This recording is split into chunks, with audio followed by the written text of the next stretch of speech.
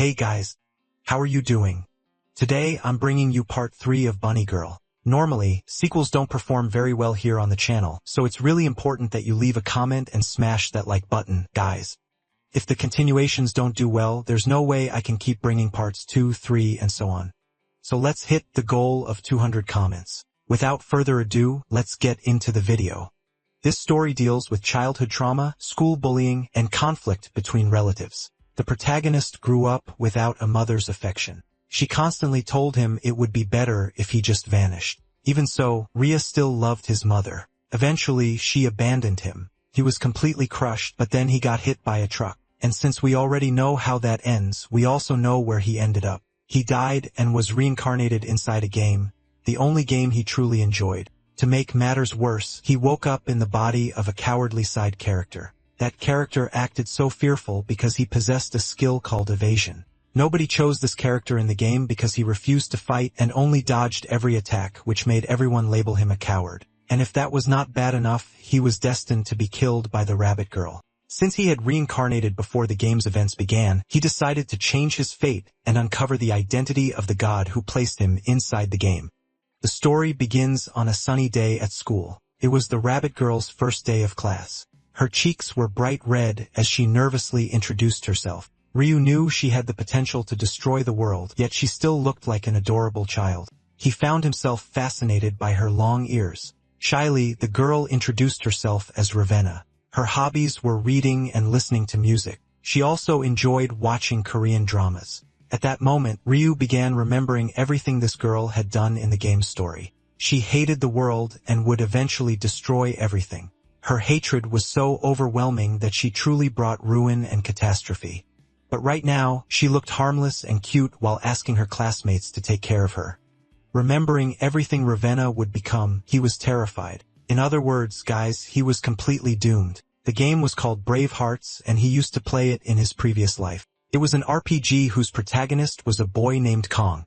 In the game's story, the world had rebuilt itself after a catastrophe that happened around 200 years earlier. Hunters existed to eliminate monsters, and both magic and technology had advanced greatly. However, the game was extremely complex because it contained around 44 different endings, and only one of them was good. Since he had reincarnated as a weak side character, he would need to work even harder. This character was an irritating coward who ran away from every fight. To make things worse, he suffered bullying from both his classmates and his relatives. The original Ryu was practically useless, and that was the body our protagonist had inherited. The boy stared in disbelief, and when he opened his eyes, he noticed the girl who would become one of the most dangerous villains. No matter what he did, a tragic ending awaited him. Someone suddenly said it was Ryu's turn. He turned around and looked at the rabbit girl. Ravenna seemed like someone carrying all the suffering in the world. After she was born, her parents abandoned her, and everyone mocked her because of her ears.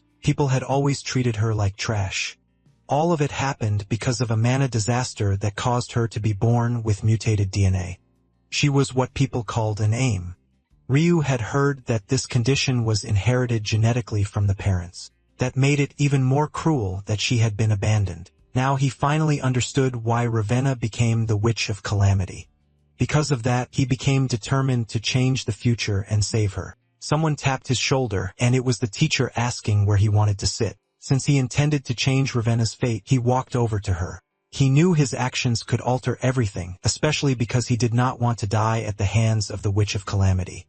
As he approached her, Ravenna's eyes sparkled while she asked who he was. Ryu smiled and asked if he could sit beside her. Since the girl had been rejected ever since childhood, she could not understand his behavior.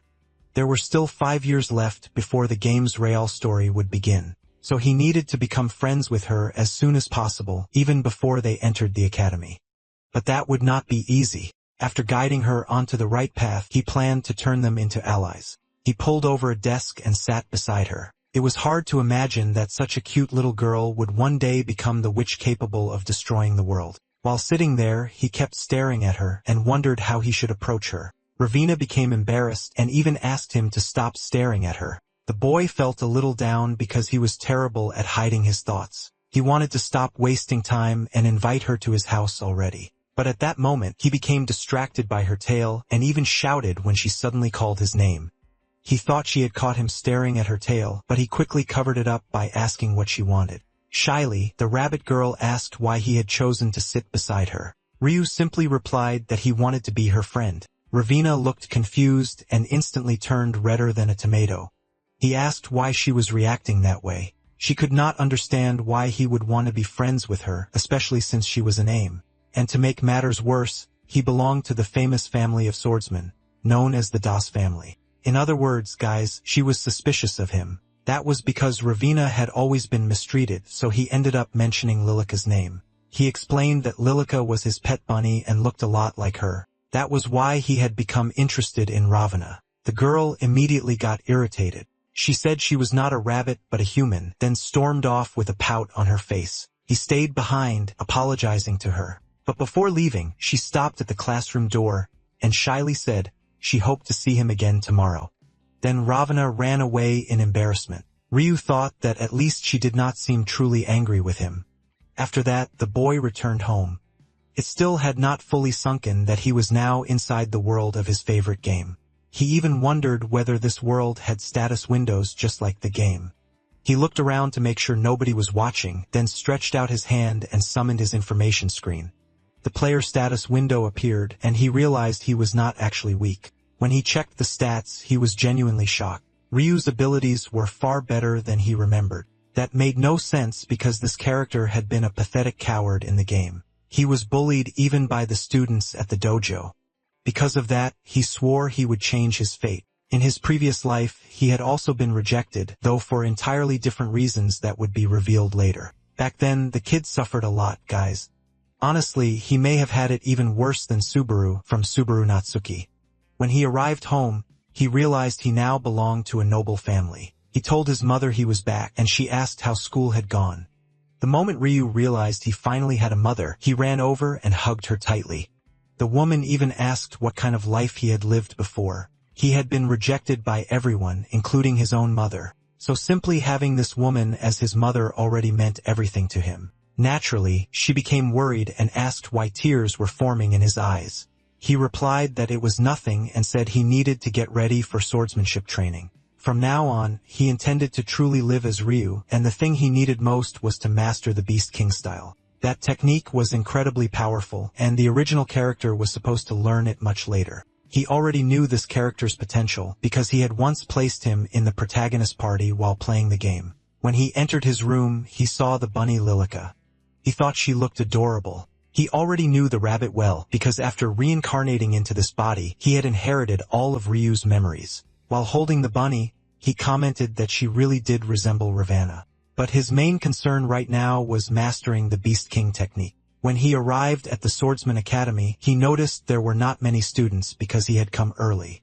The Daisen family was one of the most powerful families in the country and even owned its own academy. As soon as he arrived, the other students who were also his relatives were staring at a girl, and our protagonist quickly recognized her. It was Seiko, one of the story's most important characters. She was 2 years older than him and also a gifted prodigy of the family. In the game, she would eventually become one of the strongest swordswomen after graduating and later become Ryu's ally since they belonged to the same family. But what confused him was why she was there despite being 2 years ahead of him. He decided not to approach her yet because it was still too soon. His focus was on learning the Beast King technique, so he immediately began preparing himself. Then he started practicing the various forms and combat styles, which were very similar to the breathing techniques from Demon Slayer. After performing several attack forms, he prepared for the next stage. He continued training for nearly the entire afternoon. At one point, he even wondered whether Seiko was secretly watching him train because he wanted to impress her. At the same time, he found himself genuinely enjoying the training. Soon, the relatives who used to bully him started mocking him again. They were triplets and also distant cousins of his. Inside the game, they were known as Cerberus. They were among the cursed children who constantly bullied Ryu. Our hero realized they were talking about him, so he angrily turned around to hear what they were saying. This was the first time he had experienced bullying in this body, but remembering everything that had happened made him furious just from seeing those smug faces. Every moment of bullying Ryu had endured began flashing through his mind. All the humiliation, kicks, and abuse he had suffered resurfaced. That character had been extremely timid, which was why others took advantage of him. But now our hero was the one inside Ryu's body. He kept telling himself that he would never allow this to happen again. Then he loudly provoked his cousins. The other students heard the insults and were shocked. Without warning, Ryu assumed the charging stance of the second form. Then he launched a swift attack at one of his cousins. The boy was sent flying, and his brother immediately asked if he was alright. Ryu, filled with confidence, asked if the three of them were scared. One of the boys asked what had happened to his cousin because he seemed completely different. Ryu simply told them to get ready, grab their swords, and fight him. Bullies are always like that, guys. They only act brave when their target does nothing back. The three of them even admitted that Ryu had completely changed, as if he carried a much heavier presence now. He shouted once more, telling the three cowards to stand up, or they would get beaten even worse. The more he remembered the humiliation he had suffered, the angrier he became. Then he started yelling, asking if the three of them had gotten so scared they nearly wet themselves. They responded by asking whether Ryu even understood who he was dealing with. Ryu knew perfectly well that his cousin Shuang was the one who ordered the triplets to harass him. The three brothers wondered how Ryu had figured that out. The siblings dreamed of becoming hunters, but their father could not afford the academy tuition. Because of that, the Ozan family sponsored them so they could pursue that path, and the one responsible for supporting them was Shung himself. He only agreed to sponsor the triplets if they kept bullying Ryu. That was why our hero had suffered all those years. Now he confronted them, saying he knew everything, and reminding them that he was also a member of the Ozan family. If he wanted, he could take away their sponsorship immediately. The cowards instantly panicked. At that moment, the swordsmanship dojo master appeared and asked what was happening. Our protagonist answered that the three of them had started the fight. The master asked if that was true. Ryu had fought back because he was not going to stand there and get beaten, and the master questioned the triplets again. The boys froze in fear and quickly decided it was better to agree with Ryu. So they admitted they had caused the whole problem and that Ryu was innocent. The master was shocked because until yesterday, Ryu had been too cowardly to fight anyone. After that, he spent the entire afternoon training. The next day when he went to school, he felt determined and promised himself he would never let anyone humiliate him again. However, something immediately caught his attention. It was Ravana, looking adorable while sitting at her desk. The boy stood there staring at her. Then he casually walked over and greeted her. Ravana's ears perked up and her cheeks turned red as she shyly greeted him back. Trying to get closer to her, he asked what she was reading. The girl replied that it was just a random book, and Ryu said he preferred reading web novels. She asked why he had joined the book club if he did not even enjoy books, and he answered that he joined because he wanted to be near her. Hearing that made Ravana blush intensely. What do you mean? He joined the book club because of me. She admitted that she also liked web novels, but since she had no money, she could only read the free ones. Ryu noticed the mood becoming awkward since she lived in an orphanage and struggled financially, so he changed the subject and asked what kind of dramas she liked watching. Surprised, Ravana asked how he knew about that. He explained that she had mentioned it during her introduction. She hid behind her book in embarrassment, wondering how he could remember something like that. Maybe he genuinely liked her if he still wanted to be friends with her, or perhaps he simply wanted a friend because he did not have any either. In other words, maybe he was only fascinated by her because she was an AIM mate. At least that was what Ravana believed. She even thought he would eventually lose interest in her and abandon her like everyone else always did. Ryu noticed Ravana's ears drooping and thought they looked incredibly cute, making him want to touch them. Of course, he knew asking something like that would be strange. Then he remembered Lilica and decided to cheer her up by showing her a video. She became excited and asked if that was the pet he had mentioned before. So he played the video and explained that he recorded it the previous night. Laughing softly, she found it really entertaining. She even commented that Lilica was unbelievably adorable. Ryu watched her ears twitch and thought she really did resemble his bunny. Then he asked if she wanted to meet the rabbit in person, and she happily agreed. After that, he invited Ravana to visit his house after school. Blushing nervously, she tried thinking of an excuse to refuse. She did not want to relive those painful experiences again, but in the end, she could not resist and accepted the invitation. When she arrived there, she was amazed because his house looked like something straight out of a drama series. The boy's mother appeared and immediately asked if she was Ravana, the friend her son had invited, then warmly welcomed her inside. Ravana had expected to be mistreated because of her genetic mutation. She remembered parents warning their children not to play with her since people looked down on anyone with mutations, but Ryu's mother treated her kindly and made her feel welcome. Her warmth and friendliness were so overwhelming that Ravana almost felt blinded by it. At that moment, Ryu grabbed the girl's hand and pulled her along, telling her to follow him. She was enjoying herself, yet she still worried he would eventually lose interest in her. Even so, she told herself she never wanted to let go of his hand again. After entering the house, she was completely fascinated. The girl tasted delicious food and spent time playing with Lilica. It became one of the happiest days she had ever experienced. Eventually, nighttime arrived. Our protagonist's father returned home from work. The family commented that he was late for dinner, and he awkwardly apologized because he had promised to arrive earlier so they could eat together. His youngest daughter was pouting, saying she wanted to play with the bunny girl, but Ravana had already gone home before she returned from school. Our hero explained that Ravana was his friend and had come over to visit. That was why his little sister was sulking. Ryu then called out to his father and asked if they could train together after dinner. The man became excited and said he could not wait to practice with his son. Ryu wanted to see how much he had improved from his academy training. However, he was not interested in simple practice, he wanted a real fight. His father even asked if he was serious. And with complete determination, Ryu replied that he was because he wanted to kill real monsters someday. The scene then shifted to later that night. They were inside the dojo at home when his father asked why he had suddenly become so interested in growing stronger. In 5 years, he would enter the main branch of the Zan Family Swordsmanship Academy. The game's original protagonist, Kong, would eventually solve countless crises, and Ryu did not want to fall behind. On top of that, his cousin would become an incredibly powerful figure, and even that annoying cousin of his would gain major recognition. In short, guys, he refused to be left behind. The boy's father sensed that something had happened and even asked if someone had been bothering him at the academy. That was because he had heard his son got into a fight during training and that another student ended up injured. However, his son claimed he had done nothing wrong. The father waited for Ryu to explain his side of the story. Meanwhile, our protagonist could not tell whether his father genuinely wanted to listen or was preparing to scold him. Still, he explained that since childhood, he had been taught the family's divine swordsmanship existed to protect people. Those words had stayed deeply engraved in his heart. However, he admitted that this time he had not fought to protect others, but to defend his own dignity, because in his past life, he had endured everything in silence. The boy said that if he could not even protect himself, then he would never be able to protect anyone else. His father asked if that was why he stood up to the bully. Filled with determination, he answered yes, but he also said he wanted more than self-defense. He wanted the strength to protect the weak as well, and to achieve that, he wished to train against real monsters. Ryu's father smiled and gently patted his son's head, saying his reasoning made perfect sense.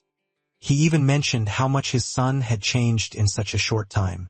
Excited, Ryu asked whether his father would help him, and the man agreed, though he had one condition. Curious, Ryu asked what it was. He needed to prove he was strong enough to face a real monster. Because of that, he would have to spar against his own father. But there was a restriction. His father would only be allowed to take 5 steps and would not use mana. That was also to avoid making the challenge impossible for his son. Guys, still, what Ryu truly wanted was to learn the Beast King style. His father replied that he would demonstrate the basics later on. Under those conditions, Ryu believed he had a chance to land at least one hit with the wooden sword on his father's shoulder. The boy stood there thinking seriously. Then he declared it was time to begin the test. Ryu charged forward, but his father blocked the attack effortlessly. The boy pushed off the ground and leaped in for another strike, yet his father stopped it even more easily. So he began searching for openings, and with a smile, his father commented that it would not work. However, Ryan managed to find the perfect gap, forcing his father to step backward. Even that alone was already extremely impressive, guys. At that moment, he realized he still had a small chance, pressuring his father further, and the man proudly admitted he was impressed by his son. But then his father noticed he had lowered his guard and suddenly took a hit to the ribs, and it was not a weak strike either. It was a surprisingly powerful blow. The boy immediately jumped backward to create distance. His father could not believe that a single moment of carelessness had been enough for his son to land a hit. Exhausted, Ryu asked if his father finally acknowledged his abilities, and it seemed he did, though in the most painful way possible. Because of that, he agreed to help train the boy. Then over the weekend, Ryu's father decided to take him monster hunting for training. Naturally, his mother became extremely worried, while his little sister begged to come along too. Still, they reassured her that everything would be fine. His mother warned them not to overdo the training, and then they prepared for the trip to the family academy. According to the game's story, the world had become dangerously unstable. Everything started after the calamity shift, which heavily affected the entire planet. Following that event, monsters from other dimensions began appearing, essentially turning Earth into one giant dungeon. Portals opened across the world with creatures pouring out from them. If those portals were not dealt with in time, the world itself would collapse and become permanently connected to another dimension. In other words, monsters from countless dimensions would invade the planet. If humanity failed to conquer the portals quickly, Earth would be destroyed by those creatures. That was exactly why the game had more than 40 bad endings and only one good ending. The boy's father explained that they first needed to retrieve a key. Ryu asked where the key was located. His father answered that it was stored in the warehouse. Whenever someone cleared one of those portals, they received a key that allowed them to re-enter it later. It seemed that the game system still existed in this world. After arriving at the family headquarters, the boy's father showed him his workplace. Their family owned dozens of branches spread throughout the country. To enter dungeons and portals, people needed a government-issued license, essentially a hunter certification. Since Ryu was not officially a hunter yet, he could only enter alongside his father, and everyone there greeted the man respectfully. That was because our protagonist's father was the branch manager. At that moment, someone suddenly approached and surprised the boy. It was a female employee saying the boss's son was adorable, while everyone around started praising him too. Some of them even pinched his cheeks and commented on how soft they were. Ryu wondered if all hunters acted this strangely. One of the receptionists announced that room 2 was prepared just as the manager had requested. The boy's father called him over, and Ryu asked what kind of key they were using. It was a white rank key. The portal difficulty levels were divided into 7 different colors, starting with white as the easiest, followed by gray, yellow, green, red, and blue. And finally, there was the most dangerous one of all, the black key. The boy's father explained that even the white rank key would already be a major challenge for him, but Ryu was feeling overly confident, almost like a superhero. His confidence was so high that he already wanted to start with a gray rank dungeon. However, his father understood his limits and told him to enter the white rank portal first. After arriving there, his father explained how dungeons work. Ryu was amazed because his family was wealthy enough to own private portals. The man then called his son over and warned him to be extremely careful inside a dungeon since the only way out was by completely clearing it. The boy understood the responsibility and told his father he was ready. His father still looked worried, but he trusted his son's potential. Ryu even joked that if he failed to clear the dungeon, his father could always step in by using the key on the portal. His father agreed, saying otherwise his mother would be furious for putting the boy in danger. Once the portal activated, a bright light filled the area and they passed through it into a crystal-filled cavern. That was what the inside of the portal looked like. A notification window appeared, informing him that he had entered a white rank cave. The mission required defeating 15 goblins, and he immediately assumed it would be easy. So he tossed his backpack aside and drew his sword. He knew it would be dangerous, so he planned to stay cautious. It would not be simple, but it should not be impossible either. That was what he thought. Then something suddenly caught his attention. His father had already captured all 15 goblins in less than 30 seconds. Ryu even asked if he had already caught every single one, and his father confirmed it while pointing with his sword. Now his son could defeat them one at a time for training. Although he felt nervous, he confidently told his father he was ready. So his father began releasing the goblins one by one. The freed monster immediately rushed toward the boy, while Ryu tightened his grip on the sword and prepared himself carefully. The boy possessed deep knowledge of the game and also belonged to the Dazin family's divine swordsmanship tradition. Because of that, defeating these monsters should have been easy for him. The goblin suddenly grabbed one of the crystals to use as a weapon. Ryu had not expected that, guys, but then he lowered his stance and released his aura. This technique was called piercing stance. He prepared a finishing strike against the goblin, and it worked perfectly, sending the monster crashing to the ground. He had not expected it to be that easy. His father let out a relieved sigh, though there were still 15 goblins remaining. Ryu turned toward him and proudly declared that one was already down. Since Game Ryu had belonged to Kang's main party, he carried a unique restriction. The game had a special system called gifts, passive abilities that reflected each character's personality. Because Ryu was considered a coward, his gift was evasion instinct. At first glance, that ability seemed incredibly useful. His father prepared to release another goblin and cut the rope holding it. Evasion instinct automatically moved the user away from attacks that could become fatal. Basically, during the game, the character never attacked because he always prioritized defense. That was why players rejected the character and refused to use him. Some people even claimed the character should be removed from the game because he was so useless. Our protagonist rarely played with that character, but one day he decided to give him a chance. Once the ability awakened, the character gained complete control over the evasion gift. Shouting loudly, he declared that he would improve this power and become unbeatable. Characters who awakened grew stronger over time within the game. Instead of dodging, he tried blocking the next attack and ended up getting thrown backward. There were now 2 monsters standing before him.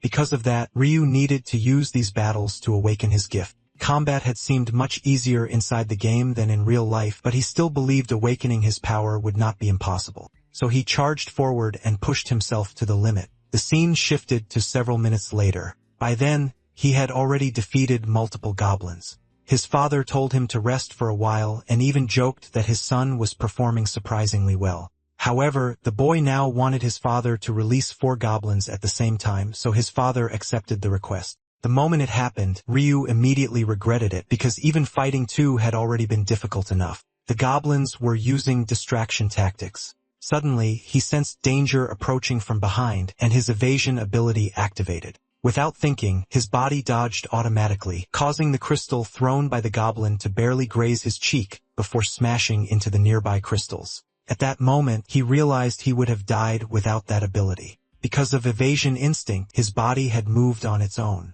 He understood that he needed to trust that skill more. While training his gift, he continued eliminating monsters. After focusing carefully, he located the goblins and managed to slash one across the leg. He became slightly more confident because he knew the evasion instinct would support him. When another goblin threw an object at him, he dodged effortlessly, leaving the little monster furious. He planted his foot firmly on the ground and leaped toward the creature. Then he sliced the goblin cleanly in half. However, below him, 2 more monsters were already preparing to throw crystals at him.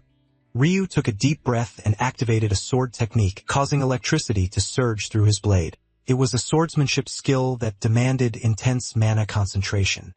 Then he unleashed the lion-crushing slash and cut down the remaining 3 goblins at once. Right after that, he dropped to the ground and realized only 1 enemy remained, so he immediately rushed toward it. His father appeared and told him to stop charging recklessly and calm down because there was not only 1 goblin left. Several more were still tied up. That was when he realized clearing the dungeon would take much longer than expected. Later on, his father carefully observed everything because the boy had successfully defeated all 15 goblins. Ryu's father told himself that he should have trusted his son from the beginning. Then he called out to Ryu.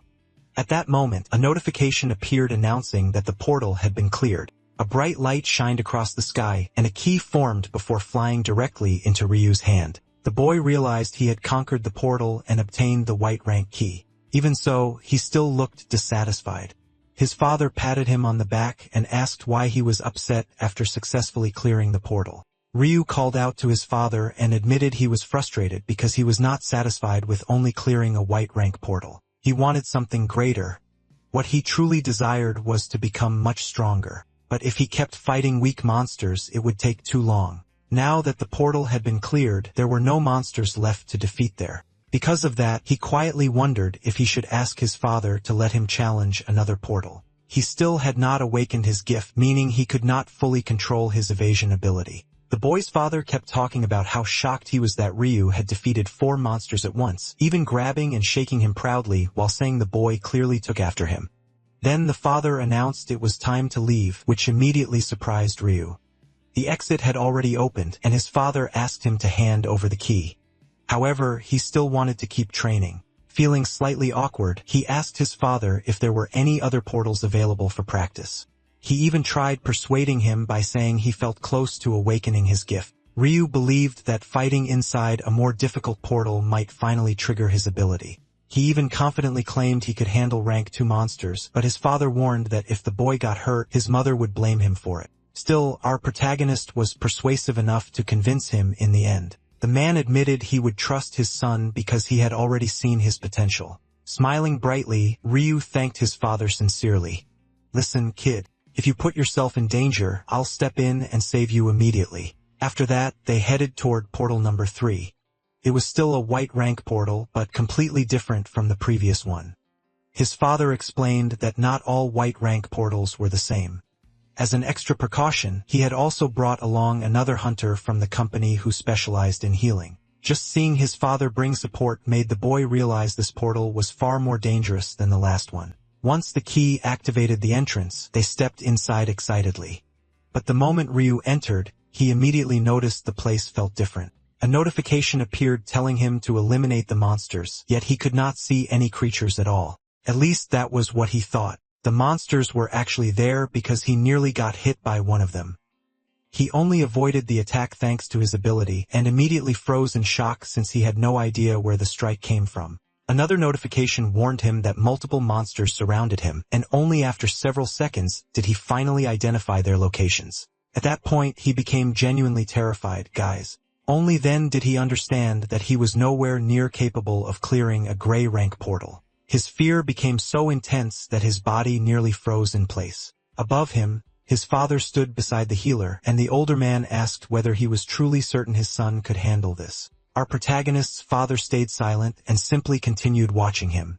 His son had changed drastically in such a short time because only days earlier, he had been a complete coward frightened by everything. But about a week ago, he suddenly became different, far more serious than before. It was almost as if his son had undergone a positive transformation. He knew very well that Ryu had always possessed a kind heart, which often made him an easy target for ridicule. Because he struggled within the brutal competition of the Zan family, his cousins constantly bullied him. The father still remembered how happily the boy smiled when he received his first sword. Back then, it made him think his son was too gentle to become a hunter. However, he now realized the boy truly had changed, though perhaps not completely. He even remembered hearing that Ryu had made a new friend at school, a girl with rabbit ears, and maybe she was the reason behind this sudden transformation.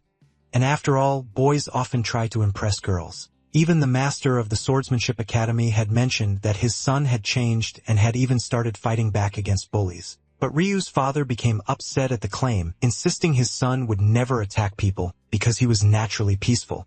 Scratching his head awkwardly, the master admitted that perhaps Ryu had not revealed the entire truth. Of course, our protagonist's father immediately defended him, saying his son would never hurt someone without a reason.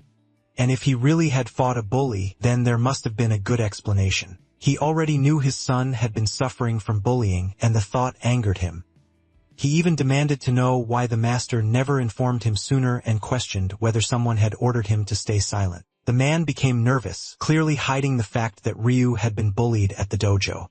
At that moment, the father felt guilty, believing he lacked enough influence within the family. That was why the master chose to obey other family members instead. Then he called Si-young's father, only for the man to mockingly say that Si-young bullied Ryu simply because Ryu was weak and cowardly.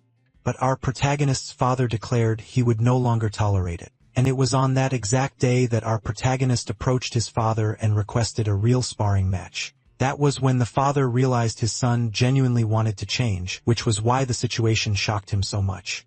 He had been completely caught off guard. But soon after, he smiled because his son no longer wanted to remain weak and cowardly. When the boy managed to clear that first white rank portal, he became genuinely happy since Ryu performed far better than expected. In other words, the father was extremely proud. Anyone would have been. However, once they entered a stronger white rank portal, he noticed Ryu acting cowardly again. The boy was not only trembling in fear, he was actively running from the monsters. At that moment, he was struck in the arm, and his father realized the boy was putting himself in danger. The fear in his eyes was obvious. The healer asked the father how long he intended to keep watching without stepping in. Then Ryu stopped because he had been surrounded and called the goblins toward him. His father understood that interfering now would only disappoint the boy. so the only thing he requested was for the support hunter to place a protective magic shield around Ryu. At the same time, he remained ready to intervene with his own technique if the boy truly faced danger. However, something caught his attention. Ryu's movements looked unnaturally stiff because of how tense he was. Yet his eyes did not belong to someone consumed entirely by fear. The boy planted his foot firmly on the ground, and his father became shocked because he recognized the Beast King-style fourth form, Lion Needle Barrage. Right after using it, Ryu started running away again, but all of it was part of his strategy. When a goblin prepared to fire an arrow, he completely trusted his evasion ability and successfully dodged the shot. He understood that standing still meant certain death because the monsters would surround him. The goblin attacked again and he dodged once more. He pushed off the ground with all his strength just to avoid the attacks. Still, fear slowly returned again, guys. One monster leaped toward him and he killed it while deliberately trying not to rely on evasion. He knew that if he depended on dodging constantly, he would never land any attacks himself. When he realized he had briefly controlled the ability, he became surprised. However, a goblin mage above him suddenly struck his arm. He could not understand what was happening. It felt like more and more monsters kept appearing. Little by little, he became completely surrounded. He had not even noticed it happening. One mistake would definitely get him killed. He looked behind himself and realized there was nowhere left to run. At that moment, he was cornered with no escape route. That was the price of resisting his evasion gift. He even started losing control, convinced he was about to die. His arm throbbed painfully. And just like in his previous life, he knew he could not keep lowering his head and accepting everything. He wanted to become Kang's companion and clear the game successfully.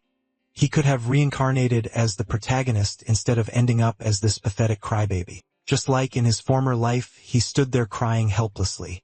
He looked at his own reflection and realized he was becoming the very thing he hated most. So he asked himself how much longer he planned to remain this pathetic boy. In his previous life, he had accomplished absolutely nothing. That was exactly why he refused to live as a coward again. He clenched his fists tightly and declared that he could not give up. He refused to die like that, so he slammed his foot hard against the ground. A status window appeared behind him as he prepared to unleash the Dragon Kingdom technique.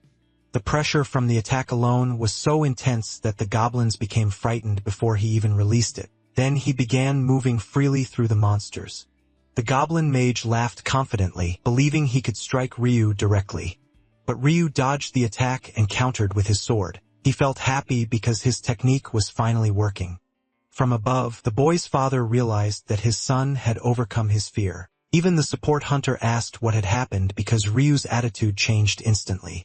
In a serious tone, the father simply replied that the boy was his son. The man even asked whether every member of the Ozan family was like that. But the father admitted he was not sure. It looked as though Ryu could predict every incoming attack. He stood there stunned, trying to understand what his son was doing. Eventually, he concluded that this was the gift. Ryu could foresee attacks. On top of that, the boy's determination was truly unbelievable. At that moment, they realized he was using a supreme technique. It was not fully perfected yet, but it was clearly the Beast King style. First form, Lion Crushing Slash. A blue flash burst from the attack, leaving the boy's father unable to understand how his son had managed to perform it. In Baden, the support hunter asked whether the boy was capable of using divine swordsmanship. Breaking into a cold sweat, the father thought to himself that he had never even taught Ryu the technique, yet the boy had already mastered it. Truly seemed that he was a prodigy.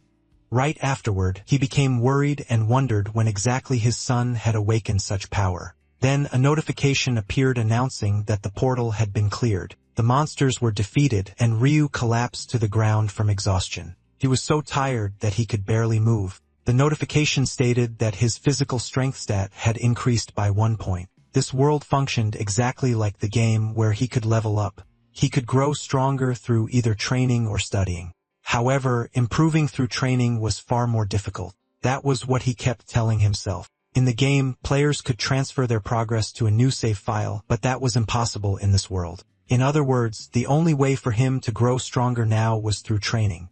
The boy's father walked over and asked whether Ryu was still alive since he was not moving at all. The boy laughed and admitted he had pushed himself so hard that he could barely move his body. Still, that reaction was expected because he had fought for such a long time. His father also mentioned that the boy had used the Blue Thunder technique. It was a phenomenon tied to sword techniques and considered a trait of divine swordsmanship. The mana condensation became so intense that it released bolts of energy. Ryu stared in disbelief after hearing that explanation from his father. I really used that technique. Proudly smiling, his father confirmed it and praised him. Looks like your training is paying off, son. You've gotten much stronger. At that moment, the support hunter arrived carrying a sack full of items and explained that the portal had dropped several valuable materials. Magical stones did not appear from portals very often. The man even told Ryu to take one of the stones from the goblin, and when he approached, he realized it was an energy stone. Those stones could be used to increase a person's stats. If he used it, his agility would rise by 1 point. He kept staring at the stone while the support hunter suggested letting the boy use it. Then Ryu's father approached and instructed him to channel his mana into the artifact. He began pouring mana into it, curious about what would happen next. Afterward, they finally left the portal. By Monday, his entire body ached from training. His mother had been furious on Sunday because she told him not to overwork himself. Yet now he showed up at school covered in injuries. Ravana approached him with concern and asked whether he was hurt. He explained that his body was sore because he spent the entire weekend training. Still, he told her not to worry since he had only fought weak monsters. She immediately panicked and asked, "What do you mean you fought monsters? That's way too dangerous for kids our age." But then she remembered that he belonged to the Zan family, which owned magical portals for training. Still worried, she offered him ointments and bandages. However, the boy insisted he was fine. She explained that she always carried medical supplies in her bag, though she did not need them as much anymore. He understood perfectly that she used those bandages because of the bullying she endured. To lighten the mood, she suddenly stuck a bandage on his arm and another on his cheek while saying he looked cute with them. She even explained that it would help him heal faster. Laughing softly, he thanked her and asked if she could remind him to take his medicine. She agreed immediately and even asked if there was anything else she could do to help him recover. She said she would do anything to make him feel better. What a shameless expression. He asked whether she truly meant anything. When she said yes, he asked if he could touch her ears, making the girl scream in surprise. "I am sure you were thinking something else, you shameless girl." She became slightly annoyed and asked what he had just said.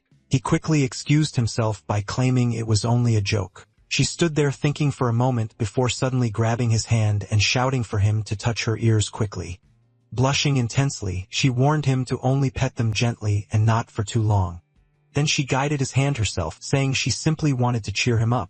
At that moment, he finally touched her ears. He realized they were incredibly soft and fluffy. He honestly thought they felt amazing. He even kept petting them for a while, leaving the girl completely frozen. A moment later, she shouted for him to stop touching them and asked whether he felt better now. Surprisingly, she had actually enjoyed it and even thought it felt strangely comforting. Then she glanced to the side and noticed he really did seem happier, which only made her more embarrassed. At that moment, he admitted it worked and said he already felt better. Then, completely out of nowhere, he asked what she thought about them becoming hunters together someday. She immediately replied that it was impossible because she did not have any money. However, he offered to get her a scholarship since his family was wealthy. She mentioned that he was saying strange things, and he answered that he had his reasons. First, she was a demi-human, meaning her physical abilities were naturally stronger than those of ordinary humans. Second, she possessed a large amount of mana. He even claimed her mana was so strong that he could sense it from far away. Feeling shy and curious, she asked whether that was really true, and he nodded confidently. Just imagining herself becoming a hunter someday already made her excited. After all, once she turned 19, she would have to leave the orphanage with nowhere else to go, and finding work would be extremely difficult because she was a demi-human. Still, his proposal sounded reckless because being a hunter was not something just anyone could do.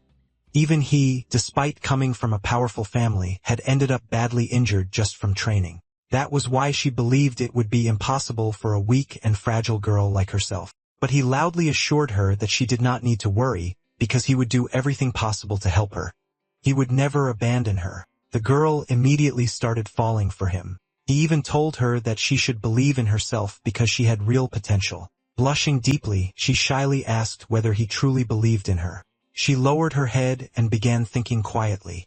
Embarrassed, she then asked whether he would take responsibility for what he said. He answered yes and promised that after finishing school, they would enter the academy together. Since he was still holding her hand, she became even more nervous. She pulled her hand away and reminded him that she could never afford a sword academy, but he insisted that he would arrange a full scholarship for her because his family managed a dojo. At that moment, she asked why he was being so kind to her when she had nothing to offer in return. He replied that there was no special reason, but if she really wanted one, he could say he planned to benefit from her someday. Just by looking at the girl's flushed cheeks, it was easy to imagine what she was thinking.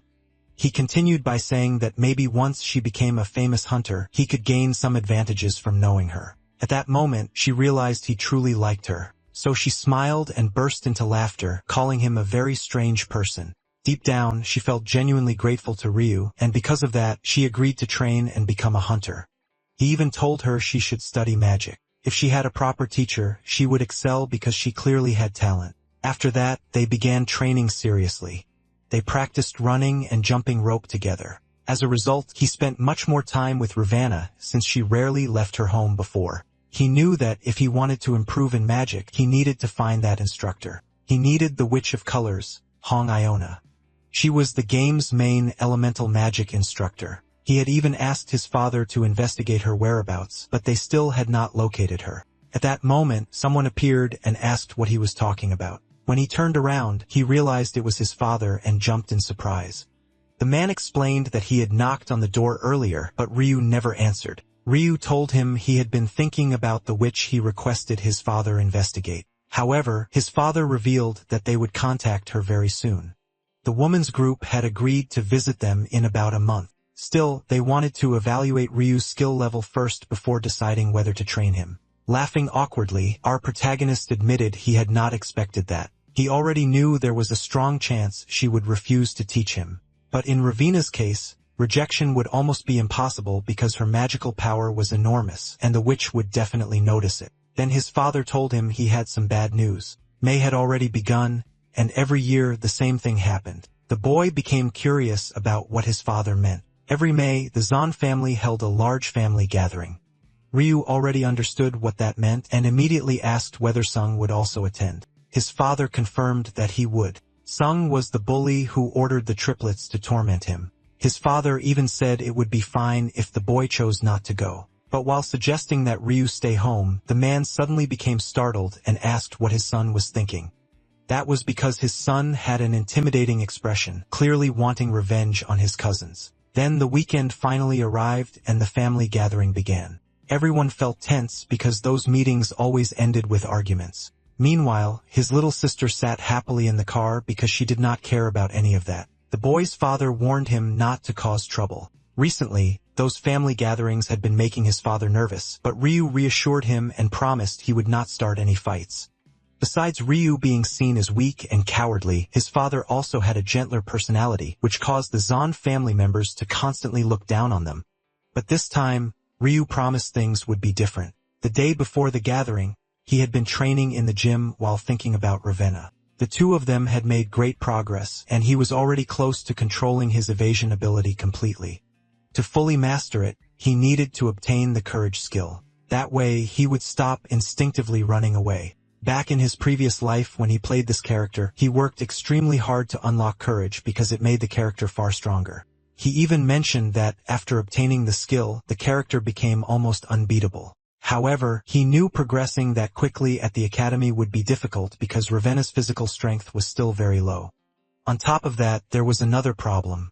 The conditions for acquiring that skill were extremely difficult. First, Ryu needed a companion stronger than himself. Afterward, he had to face an opponent who emitted overwhelming pressure without receiving any outside help. But at the moment, Ravenna was his only partner, and she was still far too weak. The courage skill could be obtained through a small chance by dodging an opponent's attacks repeatedly, but failure meant death. In other words, it was an incredibly dangerous skill to obtain, though it would also unlock the full potential of his evasion ability. All he needed now was an opponent capable of releasing powerful pressure without actually wanting to kill him. He kept wondering who could fit those conditions until a brilliant idea suddenly crossed his mind because there was someone like that at the dojo. When they arrived at the family gathering, the driver opened the car door and everyone stepped outside. His little sister looked extremely happy because she loved these reunions. The protagonist's father asked whether his older brothers had already arrived, and one of the employees confirmed that they had. The protagonist's mother then asked about the family elders, and the employee explained that they were currently talking in the library. Our hero commented that staying inside a room all day would be boring. Because of that, he wanted to head to the training grounds. After saying goodbye to his parents, he planned to stay there with his little sister. He asked whether she wanted to go have fun there with him. The girl excitedly answered yes. Once he arrived at the training field, he noticed several advanced training dummies set up there. He told Yuna to stay somewhere safe and avoid getting involved in any fights. At that moment, he realized the training machines were surprisingly powerful. She noticed some of their cousins practicing nearby and said she wanted to join the training too. He warned his sister that it was dangerous, but just then someone appeared behind him and complained that he was late. When he turned around, he saw his bully cousin, Sung.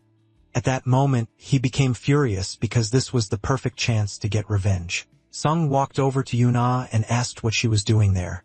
He was clearly trying to intimidate his little sister. Ryu approached him and said he was actually glad to see Sung.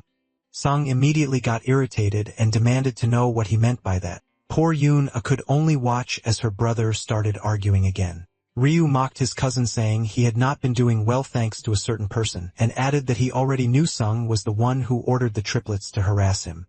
The boy grew angry, thinking his cousin had become way too bold. Sung had grown up in a very oppressive household. His father was strict and constantly pressured him to excel in training. Meanwhile, Ryu always received love and support from his father. Because of that, Sung developed deep jealousy toward his cousin, since his own father barely cared about him. The two had trained together at the dojo since childhood. Ryu always defeated him, which made Sung miserable, because he kept losing to someone considered one of the weakest members of the family. Still, Ryu was kind and always checked on his cousin afterward. Then one day, Sung realized he could strike Ryu from behind. He could not accept losing to him forever. So, acting cowardly and unfairly, he attacked Ryu from behind. Ryu crashed to the ground while Sung celebrated his victory. After that, he never stopped tormenting him. He knew that constantly beating Ryu would slowly destroy his confidence. Besides, hurting him became a way to vent his own frustration and envy. After every beating, Ryu would stay on the ground crying. That reaction was exactly what the bully wanted. From then on, the harassment only got worse both at school and at the academy. Sung thought he should have started doing that sooner, and every time they arrived at the dojo, he would threaten and intimidate Ryu again. Because of that, Ryu became even more timid over time. Back in the present, Sung was threatening Yuna again, but this time, Ryu challenged him to a duel. "You think you're tough, right? Then fight me." Naturally, Sung became furious. Meanwhile, Ryu's parents arrived at the library and immediately noticed the tense atmosphere. His mother even complained about the smell of smoke. Her husband asked if she was okay. She answered that she was fine. He only asked because he knew she hated these family gatherings since she was a commoner, and he had married her for love instead of status. Still, she smiled and told him not to worry about it. He thanked her for always trying so hard to make things work. Then he cast a protective bubble spell, so she would not have to smell the smoke anymore. At that moment, his older brother appeared and called out to Sanji. That man was Sung's father, and he constantly picked on his younger brother, Ryu's dad. The last time they spoke had been about Sung bullying Ryu. The man mocked Sanji, asking whether his son was traumatized from always getting beaten up. Ryu's mother had no idea her son was being bullied and immediately demanded an explanation from her husband. But then she noticed how furious he looked. He even slapped his older brother's hand away. The man angrily asked what his little brother thought he was doing. Furious, Sanji said Sanji should talk directly to Ryu so the boys could settle things themselves. But the man scoffed, saying his nephew was too cowardly to handle anything alone. Just then, several relatives rushed in saying the young masters were fighting. The man laughed, assuming his son was beating Ryu again. He even mocked his younger brother, telling him not to interfere in a fight between children. The other relatives were already drinking and cheering for the match. He invited the couple to watch and joked that they should not cry when their son lost. However, Sanji replied that Ryu was not as weak as everyone thought. The man refused to believe it and kept laughing, convinced his son would crush him. Deep down, Sanji feared his son would suffer bullying again, but he was even more worried about his wife's anger after learning what had been happening at the academy. She truly had no idea about any of it. Furious, she demanded every detail later. Sanji arrived at the arena with red marks still visible on his cheeks from the slap he had received. When they got there, Sung was already using the lion iron whip technique. Lena cried out in fear for her son, but Ryu calmly took a defensive stance and blocked the attack. Right after that, Sung mocked him by calling him a scared little rabbit. But the attack had been weak, so Ryu countered with a kick straight to his cousin's stomach. At that moment, Sung realized his cousin was no longer weak. The kick was so strong, it knocked the air out of him. Ryu laughed while mocking his cousin in return. Meanwhile, the family patriarch was taking a bath. He heard loud noises coming from outside, so he slowly stood up. Some servants informed him that the banquet was about to begin, though they hesitated to disturb him because a fight had broken out in the training hall. He asked which boys were fighting, and they answered that it was Ryu and Sung. The old man asked whether it was related to the bullying since he already knew about their history. The servants explained that Ryu himself had challenged his cousin to the duel. That made the old man find the situation quite interesting since Ryu was known for being weak and overly kind. The old man asked whether he could still catch the fight if he went there now. The servants answered that he probably could, so he began getting ready. He already assumed who the winner would be, but he still wanted to watch. After all, he would not miss the chance to see his grandsons fighting. Back at the dojo, the protagonist's mother was shocked. Not only had Ryu won, but he had completely humiliated his cousin. He even thought to himself that he had not done anything special. At that moment, a notification appeared saying one of his skills had leveled up. Wait, the fight ended that fast? Am I actually much stronger now? That jerk must be messing with me. They were the same age and had trained together at the dojo for years. However, after losing that first fight long ago, Ryu had become even more cowardly. Sung constantly encouraged the other cousins to mock him. In the original game story, Kong, the main protagonist, was supposed to defeat Sung. Afterward, the two of them would eventually become friends. But in this timeline, Ryu himself was the one who defeated his cousin. Still angry, he assumed Sung was only pretending to be furious and said he would not stop there.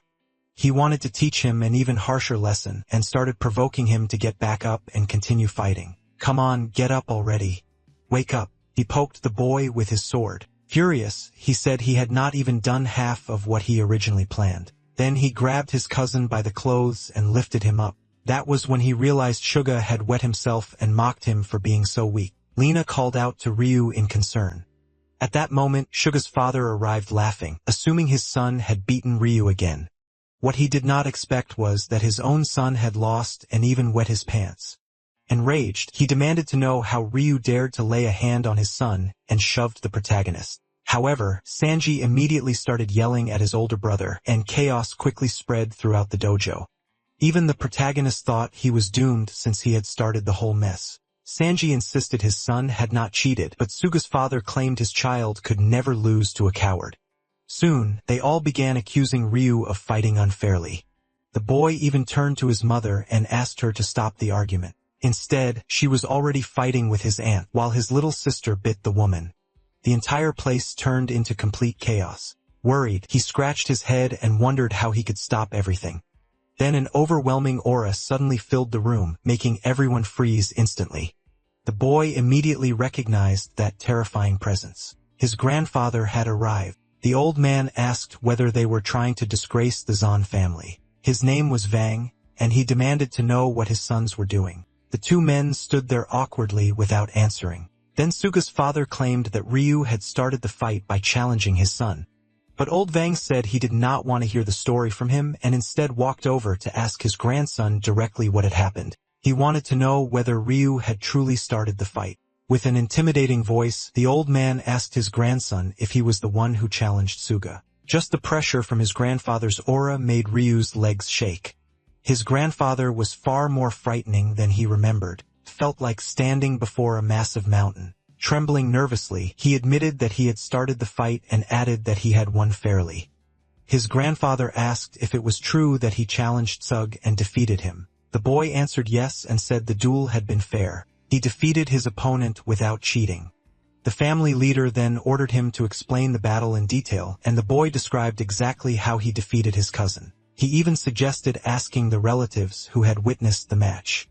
Vang then asked why he grabbed his opponent after the fight, and Ryu explained that he thought Suga died because he was not responding. In truth, he simply wanted to hit the bully even more. Still, Suga's parents accused the protagonist of acting dishonorably by attacking after the duel ended. However, old Vang only laughed and commented that his grandson was quite interesting. Suga and his wife asked the patriarch whether Ryu would be punished, but the old man refused, saying the match had been fair. He even told his son to ask Suga directly whether Ryu had cheated. The boy had only been pretending to be unconscious to avoid further humiliation. His grandfather ordered him to stand up, and he finally admitted that Ryu had not cheated and that he simply lost because Ryu was stronger. The old man was somewhat cruel at that moment, because he forced the boy to openly admit he lost for being weaker. Just seeing his cousin suffer that humiliation was satisfying enough for Ryu. Fong then asked his son Sunjio whether that settled the matter. The family apologized since they had falsely accused the protagonist. Now that everything had been resolved, the old man declared that he did not want to hear any more arguments. With that, the matter was officially closed, and he invited everyone to dinner. He wanted all his children and grandchildren to enjoy the banquet together. However, he stopped at the door and said he still had one more thing to announce. After dinner, he wanted to personally test Ryu's training abilities in a sparring match. With a smile, he said he was looking forward to it and would be waiting for him. The boy then rejoined his family and let out a deep breath in relief. However, he suddenly heard his mother calling his name. With a stern expression, she said she wanted to talk to him. Then she asked if he understood what he had done wrong. Nervously, he answered that it was because he fought Sung and dragged his parents into the conflict. She told him that was not the issue and asked again, but he was terrified because it was the first time he had ever seen his mother this angry. He remembered his previous life when his mother constantly said she wished he had never been born. She repeated it many times and blamed him for her miserable life. Besides insulting him, she also treated him harshly. Because of that, he grew up believing his mother's suffering existed because of him. Sometimes she would hug him while crying and apologizing. He never knew whether she truly regretted her actions or simply felt guilty. Even so, he still loved her. One day, she left after saying she had found a job in another city. After that, he never saw her again. His mother abandoned him when he was 10 years old. As he entered his teenage years, he became bitter because he had grown up without affection from either parent. Now in the present, he feared this mother would abandon him too. So he begged for forgiveness, and she once again asked if he knew what he had done wrong. Worried, he thought he should apologize for being born, but then his mother suddenly hugged him tightly. She said his real mistake was hiding the bullying from her because she could have protected him. She even apologized for failing to notice that her son had been suffering alone. Gently patting his head, she said it must have been painful for him to endure all of that by himself, and she asked him to promise never to hide those things from her again. He realized this mother was completely different from the one in his previous life. He could truly feel her love and affection, so he hugged her tightly and cried, promising he would not keep any more secrets. Yuna also started crying because she had become emotional. The two of them ended up embracing their mother together. The boy's father jokingly said he wanted a hug too, but Lena replied that she still had not forgiven him. While he awkwardly tried to hug his wife anyway, the protagonist noticed a message arriving on his phone. He immediately checked it. It was a photo from Ravana saying she had reached the top of the mountain and planned to train even harder. He felt happy seeing how seriously she was working and laughed while calling her adorable. The hero's parents quickly realized he was falling for that girl. At that moment, someone knocked on the family's room and called for branch leader Sanji. The servant informed them that the banquet would begin soon and asked all the children and their families to head to the hall. The atmosphere there was extremely tense. The same man also went to notify Seiko's family. A few minutes after dinner, the evaluation match would begin. The girl confidently said she was ready. Then the Sacred Sword family's grand banquet was shown. That clan carried a legacy spanning 200 years. Because of that, Ryu viewed the family as deeply traditional. Still, something else caught his attention. He noticed Song's family acting timid and realized they were afraid their grandfather was still angry because of the earlier incident. When the grandfather entered the hall, he struck his sword against the floor and demanded silence. He thanked all the relatives for attending, especially since even more family members had gathered this year. Since everyone had traveled a long distance, they were hungry. So the grandfather announced that everyone should eat first, and dinner was served. The food tasted incredible. After a massive uprising, the world had fallen into chaos. During that dark era, humanity longed for protectors, or rather sanctuaries. To maintain their power, noble families took on the role of protecting humanity. That was how the sanctuaries were established, with a single purpose. Hunters defended humanity from the monsters emerging through portals. They carried enormous responsibility, but also earned great prestige. Eventually, society developed systems to train hunters, but only the original 10 families, such as the Sword family, had enough influence to educate them through their dojos. Since the protagonist's grandparents were extremely powerful and influential, they founded the Dozen family. From a distance, the boy watched his grandfather greeting the other grandchildren. Without question, Seiko was his favorite granddaughter. She had already mastered the beast technique. The other relatives reacted in disbelief and questioned whether it was true. Ryu noticed that his cousin had become the center of attention, while the grandfather scolded his children for doubting her talent. If she continued improving at that pace, she would surely become the second strongest head of the family. The grandfather hoped she would grow into a powerful leader capable of surpassing him someday.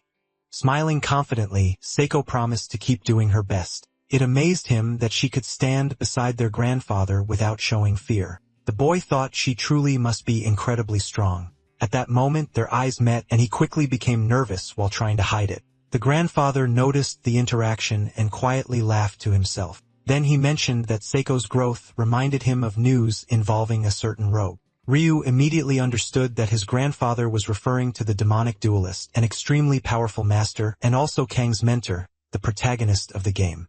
Ryu recognized that character because he appeared early in the game's story.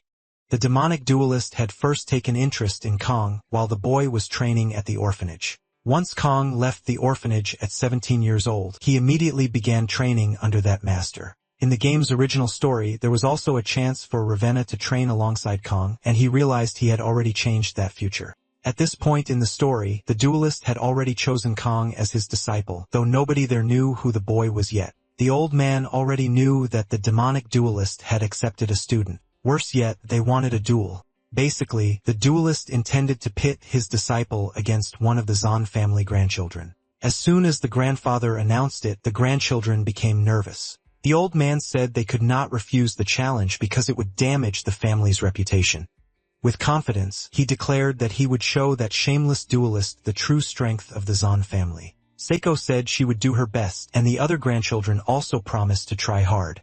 Our protagonist stated that he would give it everything he had. Still, deep down, he was terrified of facing the game's protagonist since that never happened in the original storyline. Someone suddenly slammed a hand against the table, and it was Shang announcing that he would exceed his grandfather's expectations just as his father had taught him.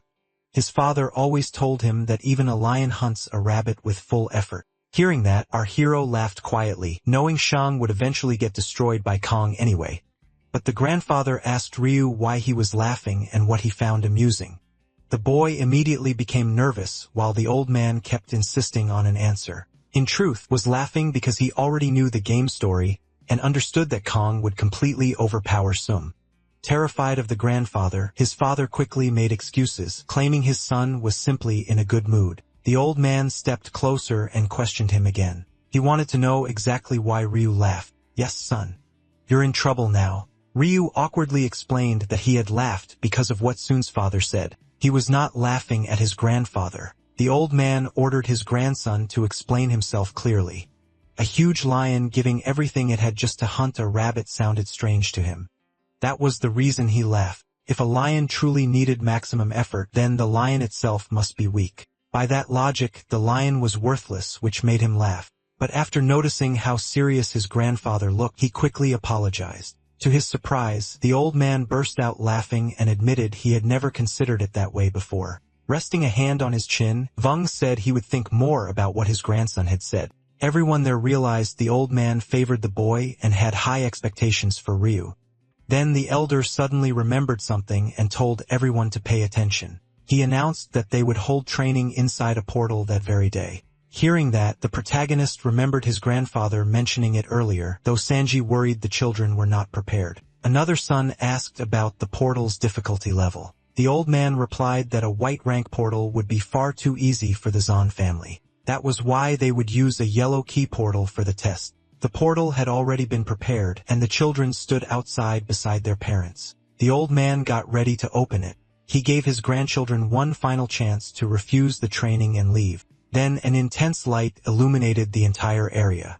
A powerful wind blew from inside the magical portal. When he opened his eyes, he saw a beautiful landscape. Everyone had entered the dungeon. The grandfather explained that the mission was simple. As the status window showed, their strategy was to descend the cliff first. He pointed toward a nearby lake and explained that a rank 3 monster lived beneath the water there. He also mentioned sealing the creature inside the lake so it could not escape. That reassured the parents somewhat. Even Ryu admitted that fighting a rank 3 monster underwater would have been nearly impossible. However, the grandfather warned them not to underestimate the creature because it was still extremely dangerous. The boy already knew how powerful that monster was, which made him feel discouraged. Still, he could not give up because this would be a great chance to become stronger. He also understood that reaching the lake itself would not be easy since descending the mountain would be difficult enough already. Old Man Vang told them not to worry too much because the monsters along the way were not especially dangerous. At that moment, an employee arrived carrying a briefcase, making Ryu curious. Inside were camera collars the children would wear, so the adults could monitor everything in real time from above. There was also a portal watch. If they ended up in danger, they could call for help. The grandfather handed both items to his grandchildren and explained that the evaluation would last around 3 hours. Once they defeated the boss, they were supposed to unlock the portal with the key. Everyone was ready to begin the trial. Lena wished her son good luck and reminded him not to get hurt. Completely confident, the boy assured her that he would be fine and told her not to worry.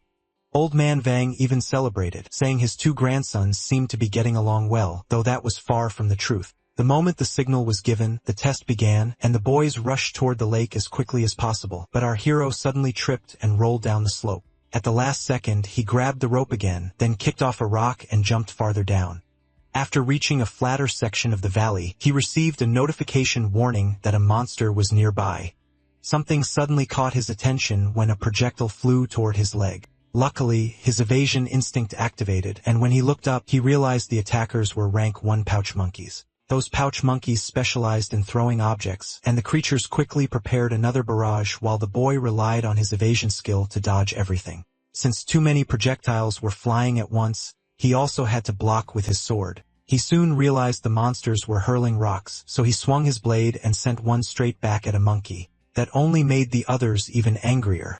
As the rocks kept coming, Ryu knocked them away with increasing force. One of the small monkeys was finally slammed to the ground. Joking around, he said he had just hit a home run. The monkeys clearly had not expected that. After a while, he managed to defeat them all. He spent roughly 35 minutes fighting those creatures. Still, his real concern was the upcoming boss battle. At that moment, he noticed one monkey holding a fruit. Since he had played the game before, he recognized it as a vitality fruit.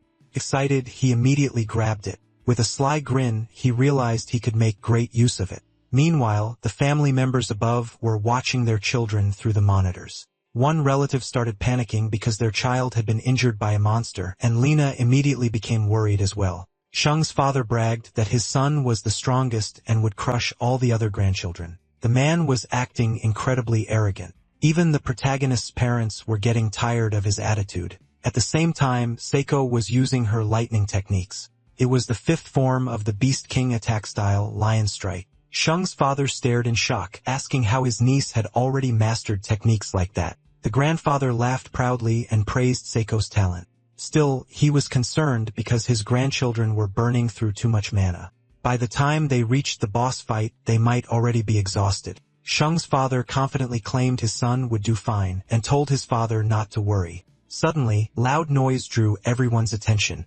The old man turned toward the screen and saw Ryu launching a monkey through the air. Everyone began wondering what the boy was doing.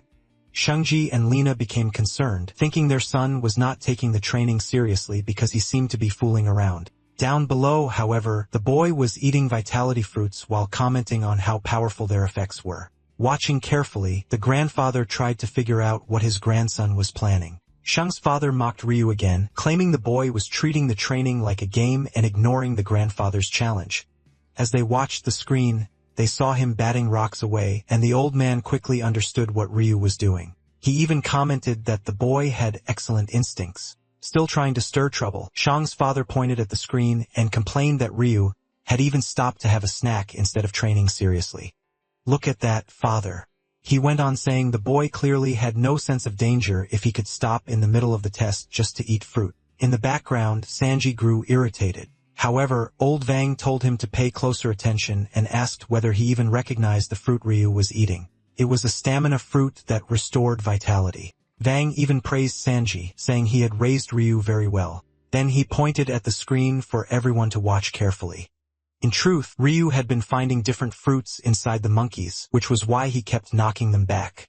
Rubbing his chin, the old man remarked that his grandson was clever in gathering the fruits to increase his strength. Meanwhile, Sanji tried to hide his confusion because he had never taught his son any of that. The hero only knew because he had already played the game before.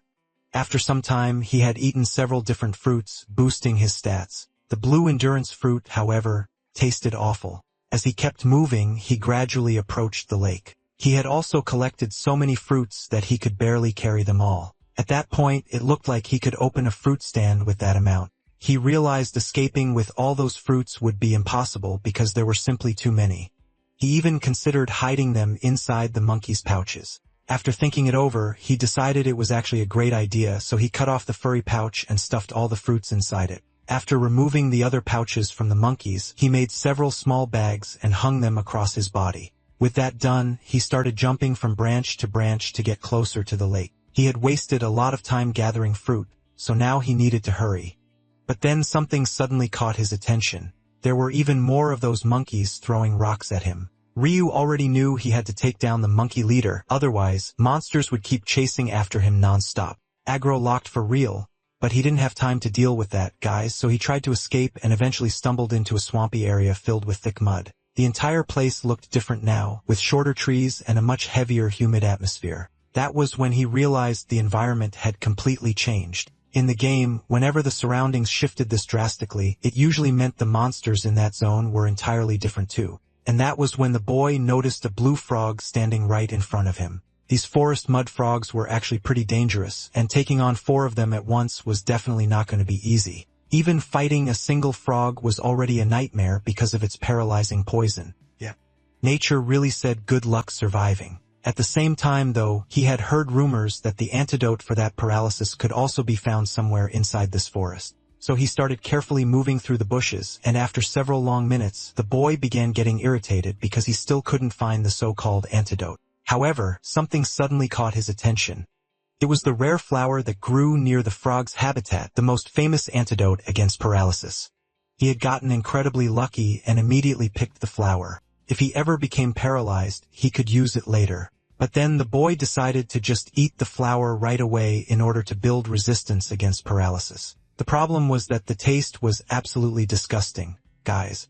Bro looked like he just ate expired medicine from a dungeon chest. At that moment, he heard a noise nearby and instantly hit himself. Down below, he spotted someone fighting against a red frog, and that monster, the red frog, was also extremely powerful. Right then, the frog unleashed its paralyzing poison on that boy.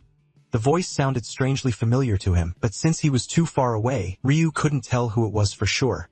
He even started wondering whether or not he should help his cousin, especially since almost none of his cousins ever treated him well anyway. That was when he noticed the other frogs also making their way down there. Now the boy would have to face not only the red frog, but the blue frogs as well. Ryu quickly searched for a higher place where he could escape and hide. And with one leap, he jumped upward, thankful that the monsters hadn't noticed him yet. Sneak levels somehow maxed out, but at the very last second, Ryu chose to help.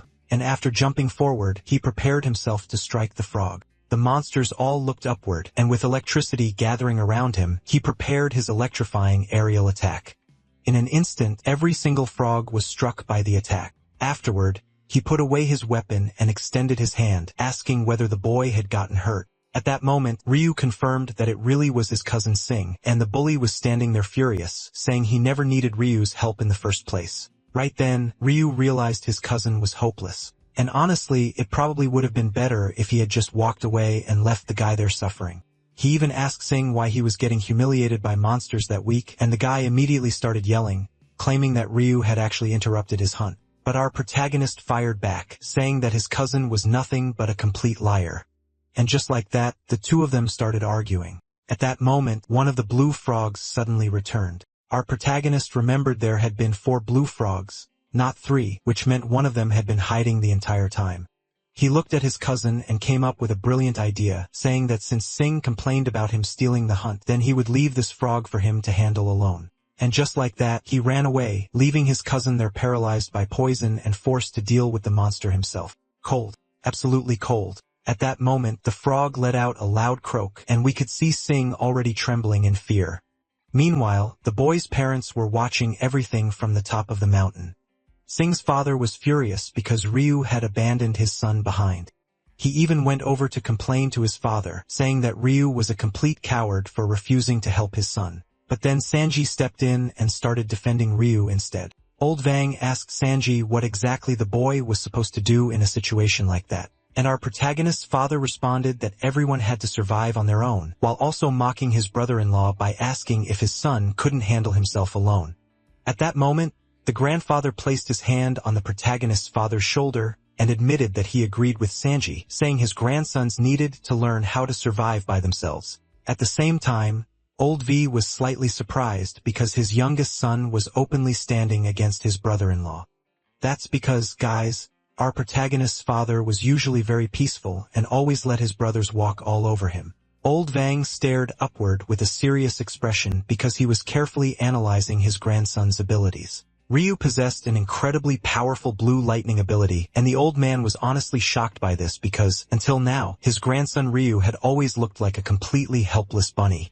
Our hero comments that reaching the lake has been way harder than expected, but the moment he looks ahead, he becomes shocked. That's because after several hours, he had finally arrived at the lake, which was the main objective all along. Some of his cousins were already there, and it looked like they were getting completely overwhelmed by the aquatic monster. Ryu immediately asked what had happened to them, and standing there was Seiko herself. Ryu was stunned because she moved so quickly that he could barely follow her movements. But there was something even more terrifying than that. That creature was the spiritual monster, and the girl was fighting it completely alone. She was using advanced techniques, but none of them seemed to be working. To make things worse, the monster was even creating multiple water clones, boss fight mechanics getting ridiculous at this point. The situation was incredibly dangerous, forcing Seiko to retreat. She suddenly cried out, and our hero immediately became worried, thinking she had been struck.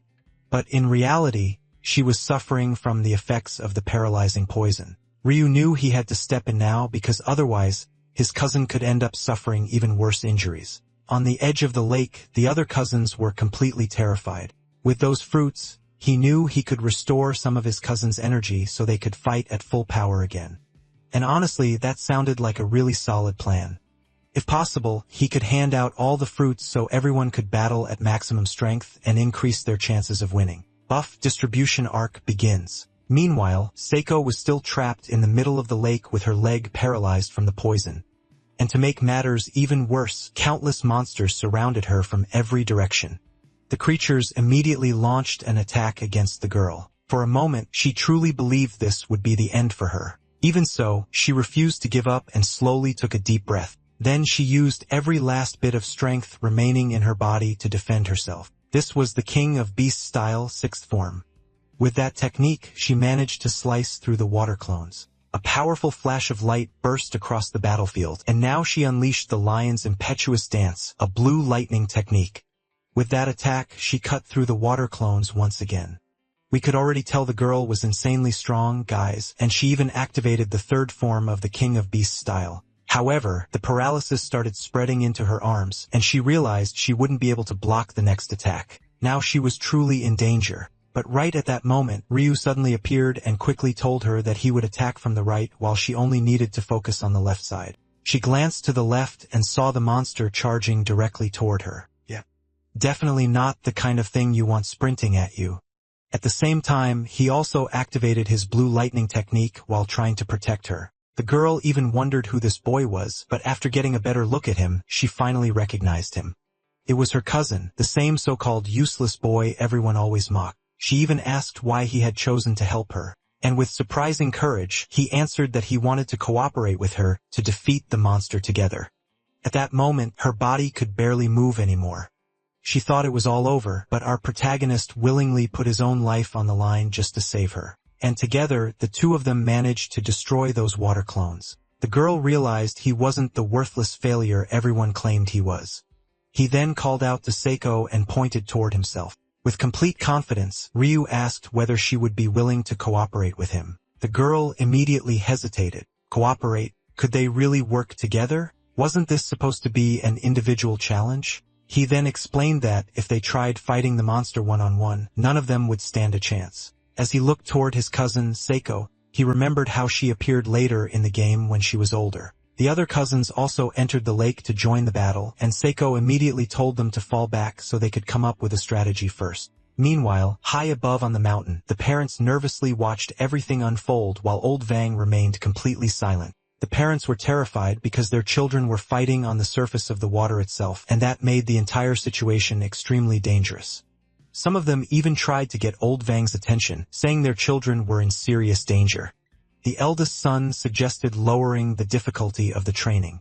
After all, those kids were still weak compared to adults. Because of that, he believed it would be better to make things easier for them. Old Vang stroked his chin thoughtfully, starting to wonder if he had pushed them too hard. However, he suddenly remembered someone named Zhang and mentioned that the boy was that man's disciple and was destined to become an even greater monster. He refused to watch his grandchildren lose to that boy, which was why he had prepared such brutal training for them. The eldest son once again asked his father to reconsider and make the training easier, and the old man admitted that maybe it would be for the best. He even said he would lower the difficulty, but then something suddenly caught his attention. He noticed that his grandson Ryu was organizing an alliance between all the cousins, and naturally, old Vang became pleased immediately.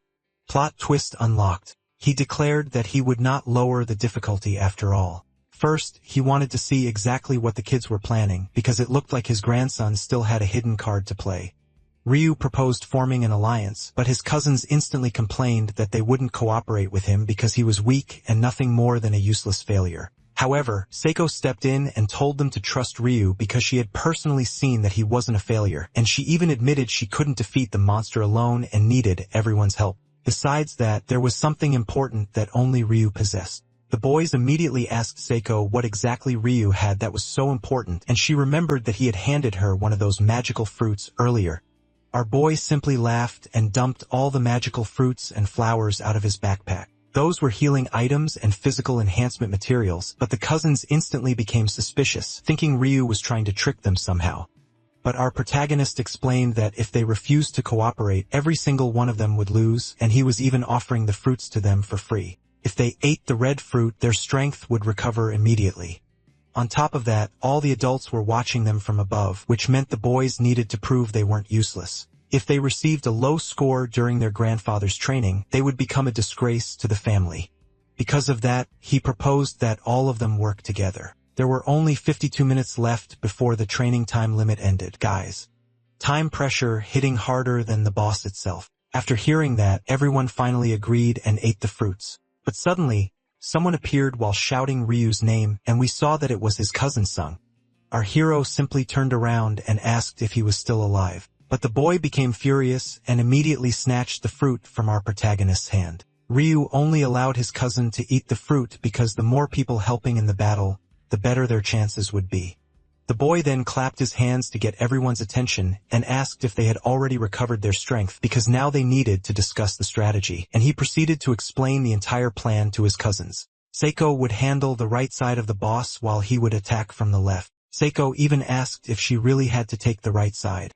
He assigned her there because she was stronger than him and because the monster's left arm had already been cut off, which would make it easier for him to attack from that direction. After explaining everything, they finally began putting the plan into action. Everyone charged toward the monster in an attempt to draw its attention away. Ryu even asked one of his cousins to distract the minions so they could create an opening and push forward. The boy immediately agreed, saying he would provide all the support he could. And just like that, all the cousins charged from every possible direction, trying to confuse the monster and throw the battlefield into chaos.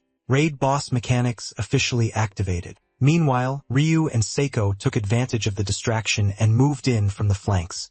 The two of them advanced side by side, and after taking several hits, the monster started screaming loudly. The creature was growing irritated because the humans were suddenly fighting in perfect coordination. Because of that, it refused to stay on the defensive and began casting its spells. As the monster gathered a massive amount of power, it shouted that it would wipe out all those useless humans. Seiko quickly realized that the magic attack was aimed directly at her, and in that instant, her whole life flashed before her eyes.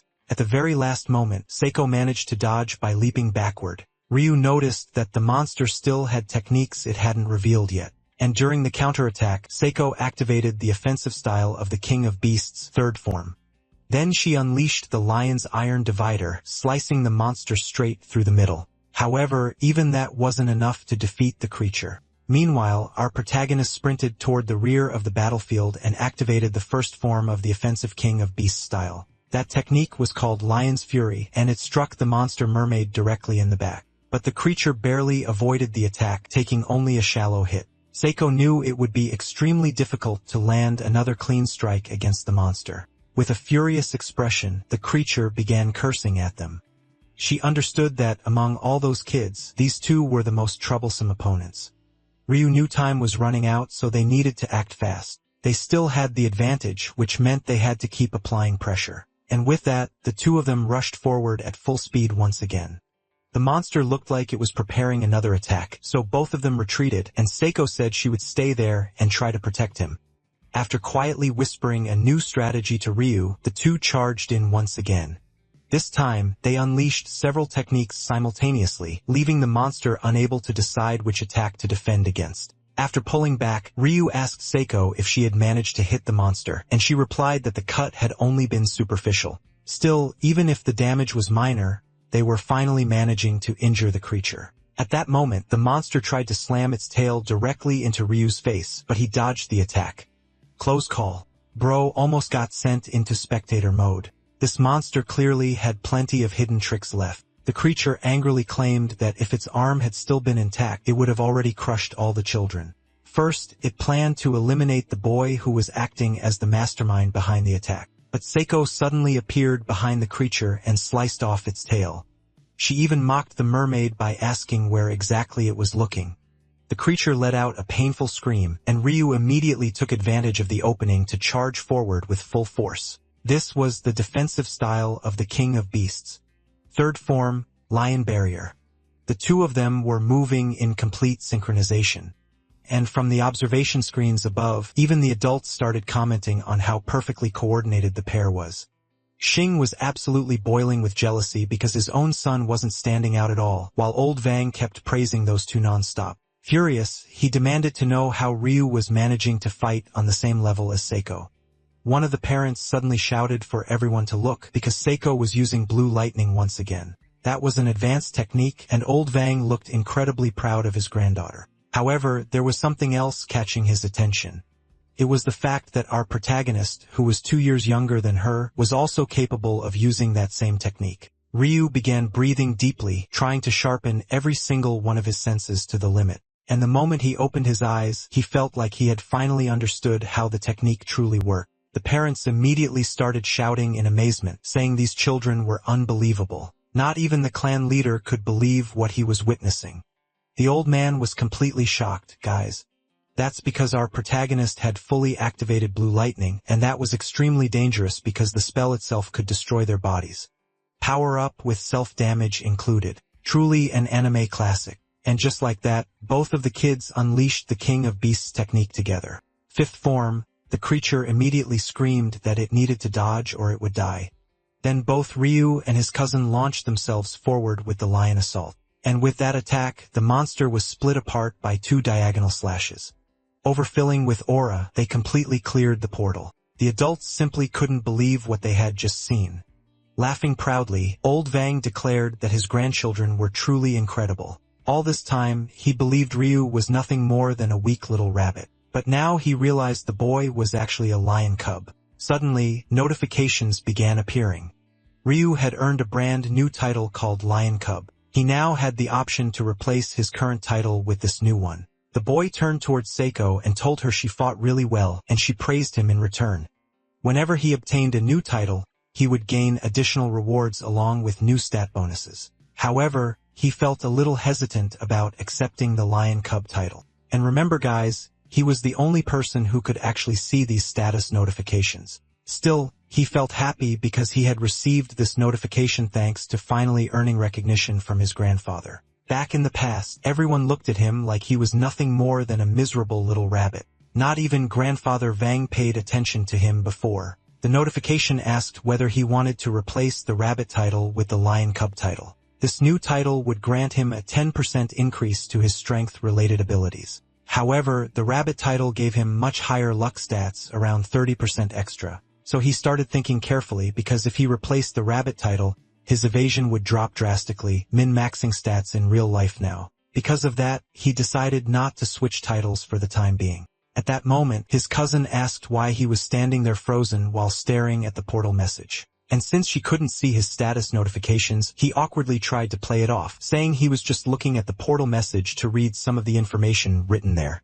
After the key was handed to her, the girl decided to give it to Ryu as a gift. She explained that the entire strategy had actually been his idea, which meant he deserved to keep the key. If he hadn't suggested working together as a team, they never would have been able to defeat the monster.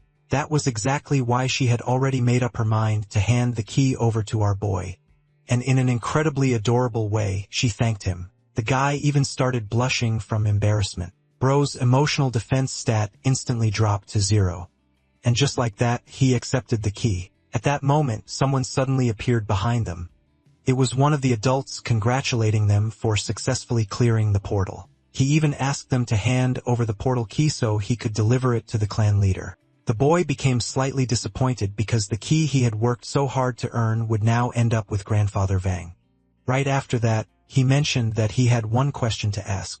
He wanted to know what would happen to the loot dropped by the defeated monster. At that moment, the adult replied that he would check with the captain to see whether the kids were allowed to keep the items. Then the grandfather declared that the winner would be allowed to keep the monster's loot. And our boy became incredibly excited because that meant he could claim the creature's magical items. He even told his cousin that she had fought really well too, and that he would split the rewards with her. However, the girl wasn't interested at all and told him he could keep everything. That monster was ranked 3, which meant the items inside its body were probably extremely high-level treasures. He eventually picked up a shining jewel. He had no idea what rank that magical stone was, but it definitely looked like something very valuable. However, something else suddenly caught his curiosity. There was a strange glow shining from the bottom of the lake. He reached his hand down and managed to grab the stone. That was an intermediate-level physical enhancement magic stone. He was completely shocked because that kind of stone was incredibly rare. RNG gods finally blessing the protagonist for once. Turning toward his cousin, he thanked her because she had allowed him to keep everything. In response, Seiko explained that those stones were extremely valuable, so they should take them to an appraiser first. He felt a little disappointed but agreed. Though right after that, she congratulated him because he had also managed to use blue lightning, leaving the boy feeling awkward and shy. I don't know if you guys noticed, but there's definitely a little chemistry starting between those two. Just look at this shameless grin on the guy's face. After climbing back up the mountain, Grandfather Vang started laughing while praising how impressive the abilities of his 2 grandchildren were. Meanwhile, the uncles were using healing techniques to restore everyone's stamina. Right after that, Vang gently patted the boy on the head and told him to continue training humbly without ever slowing down. They shouldn't get arrogant just because they had broken the record for defeating that monster at their age. The boy couldn't even remember the last time his grandfather had praised him, so he was unbelievably happy. Once again, that notification appeared asking whether he wanted to replace the rabbit title with Lion Cub, but this time he finally accepted it. Then, turning toward his grandfather, the boy courageously said that he wanted to make a request.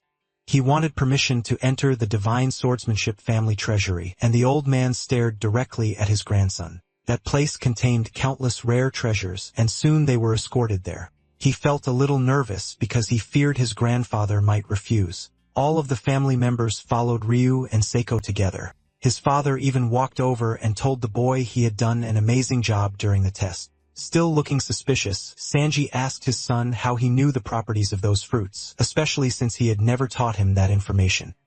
He even pinched the boy's cheeks while asking how he knew the fruits weren't poisonous because recklessly eating random forest fruit was insanely dangerous. Survival instincts apparently replaced common sense. Right after that, he asked Seiko why she kept staring at him. The girl replied that it was because he seemed to get along very well with his family. He then asked whether she got along with her own family too, and she answered that it was only somewhat okay. Soon after, they finally arrived at the Grand Treasury Hall.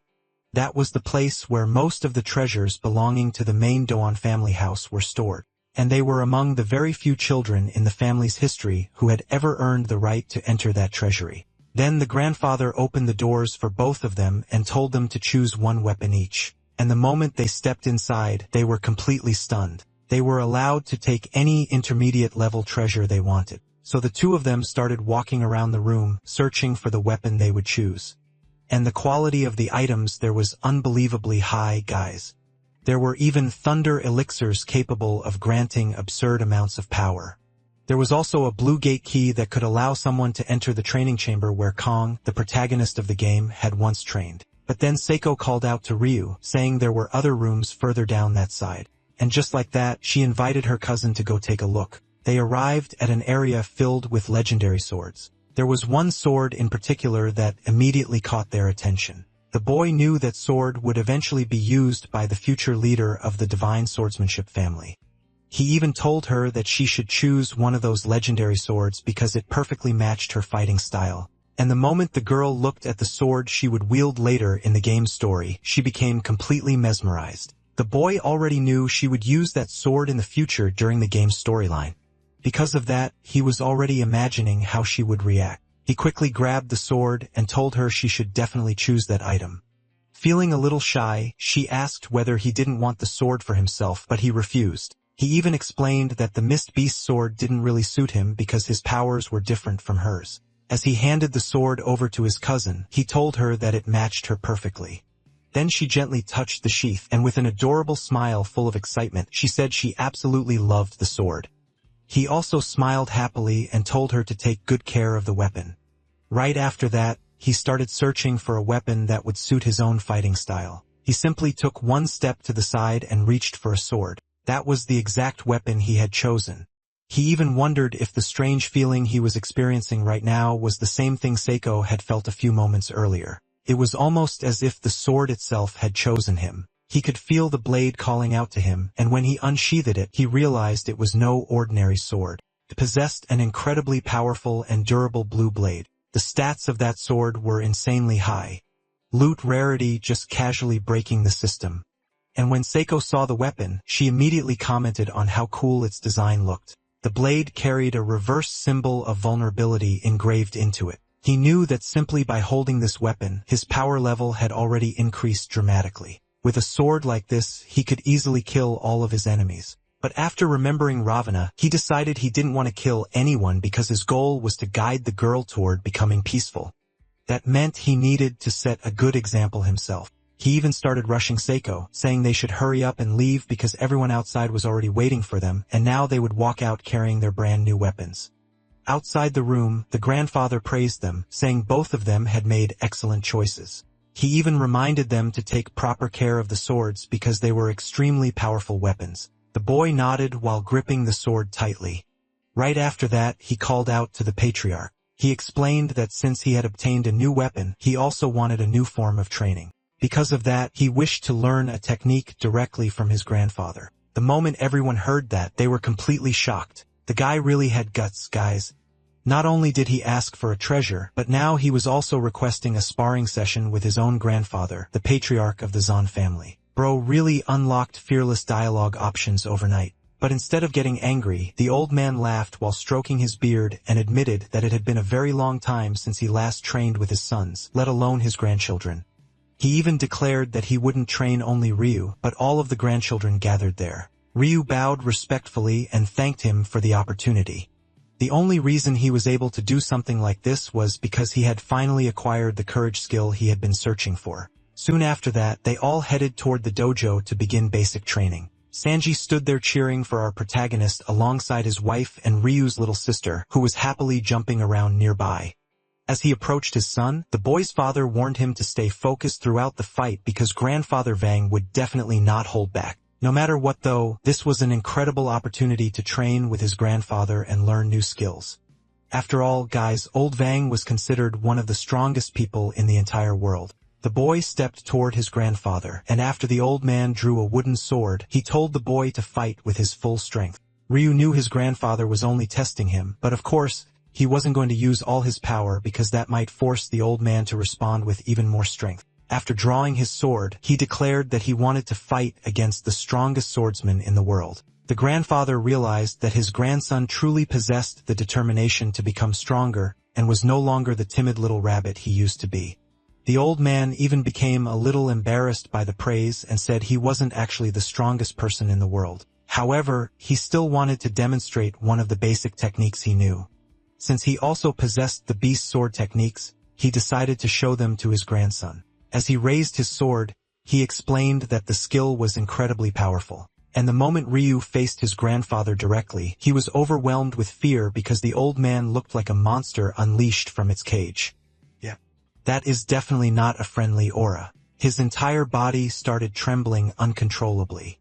Several status windows suddenly appeared, warning him to be careful. It felt as though he were standing in front of a massive mountain. The old man even said that if this had been a real battle, the boy would already be dead. That lesson was meant to teach him never to freeze in fear before an opponent. At that exact moment, the old man moved in the blink of an eye and struck the boy with the sword. Everyone watching was shocked because Ryu was sent flying backward.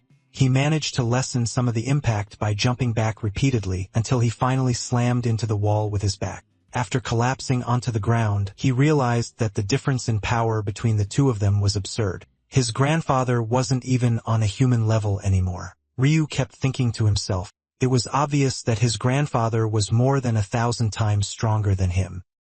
He could even feel the judgmental stares coming from his relatives. But with that single exchange alone, the old man had already realized the boy was unbelievably skilled. The attack had been insanely fast, yet Ryu still managed to block it using his own sword.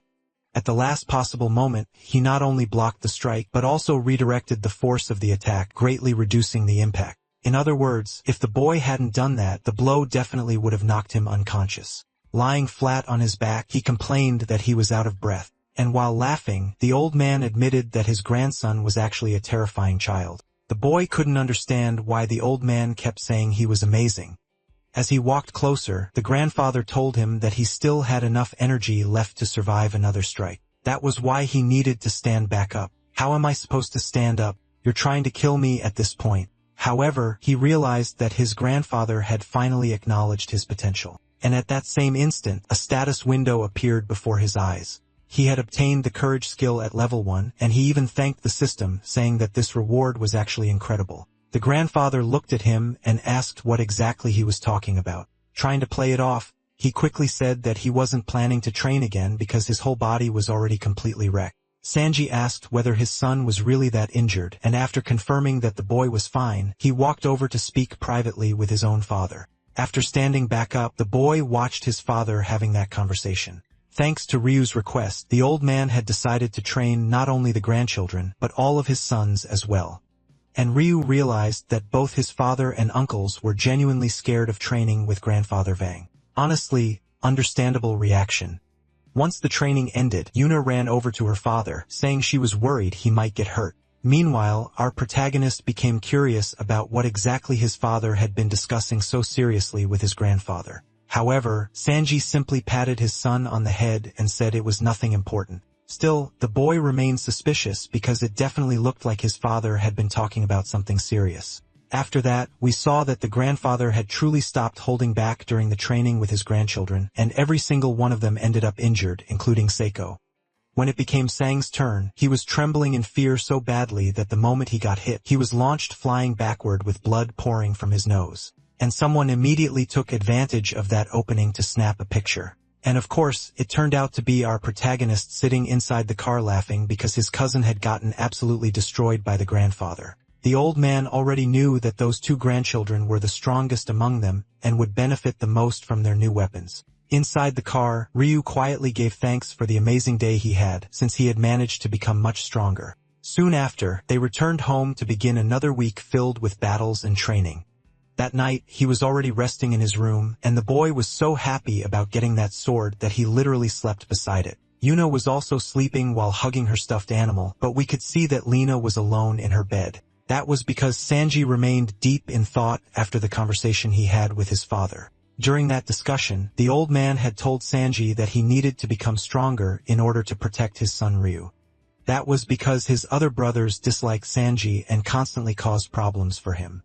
Because of that, he would need to become stronger and eventually stand against his own brothers. All of this was necessary if he wanted to keep his family safe. After all, fierce competition inside the Zan family was completely normal. He gripped the railing tightly and declared that he would become stronger. The next day, our protagonist was exchanging messages with Seiko, and he was surprised because she used incredibly cute emojis. He even found it funny because she normally acted like such a serious girl. But through text messages, she seemed surprisingly adorable. The two of them were chatting about how sore their bodies still were after the training. She replied almost instantly and asked if he was doing okay, even sending him a cute little cat emoji. And, of course, that only made him think it was even stranger. Even started imagining his cousin wearing some cute cat outfit while sending those messages. Dangerous imagination territory unlocked. But then Ravana suddenly appeared and asked what he was doing, and he replied that he was texting his cousin. He explained that he had gone through extremely intense training, so both he and his cousin were dealing with sore bodies. However, the moment Ravina heard that he had been messaging another girl, she instantly became jealous and immediately asked if his cousin was pretty. And the boy casually answered yes, saying his cousin was very beautiful. At that moment, he started thinking about how ridiculously attractive all the characters in this game world were. And the very first person he imagined was Ravina herself after she grew older. But the girl became even more jealous, saying she didn't realize he was actually close to another girl. She even said that he didn't need Ravana anymore since he already had another girl worrying about him. Wait a second, are you jealous? She immediately denied it while turning her face away. But the boy actually felt happy because he realized she liked him too. So he turned toward Ravana and told her that she was beautiful as well, even prettier than his cousin. The moment she heard that, her face turned completely red from embarrassment, and she immediately started punching him repeatedly while insisting that she wasn't pretty at all, while he just laughed. Right after that, we could see that he ended up covered in bruises again. Critical hits under a combo attack. Class was about to begin, but Ravenna couldn't stop thinking about the possibility that he might grow closer to his cousins and eventually forget about her. At that moment, he suddenly mentioned that he had brought her a present, and the guy straight up pulled a sword out of his backpack, saying he wanted to give it to her. Yes, guys. This absolute madman brought a sword to school and casually said it was so she could learn swordsmanship. Since she had been training with his family, he figured giving her a sword would be a good gift.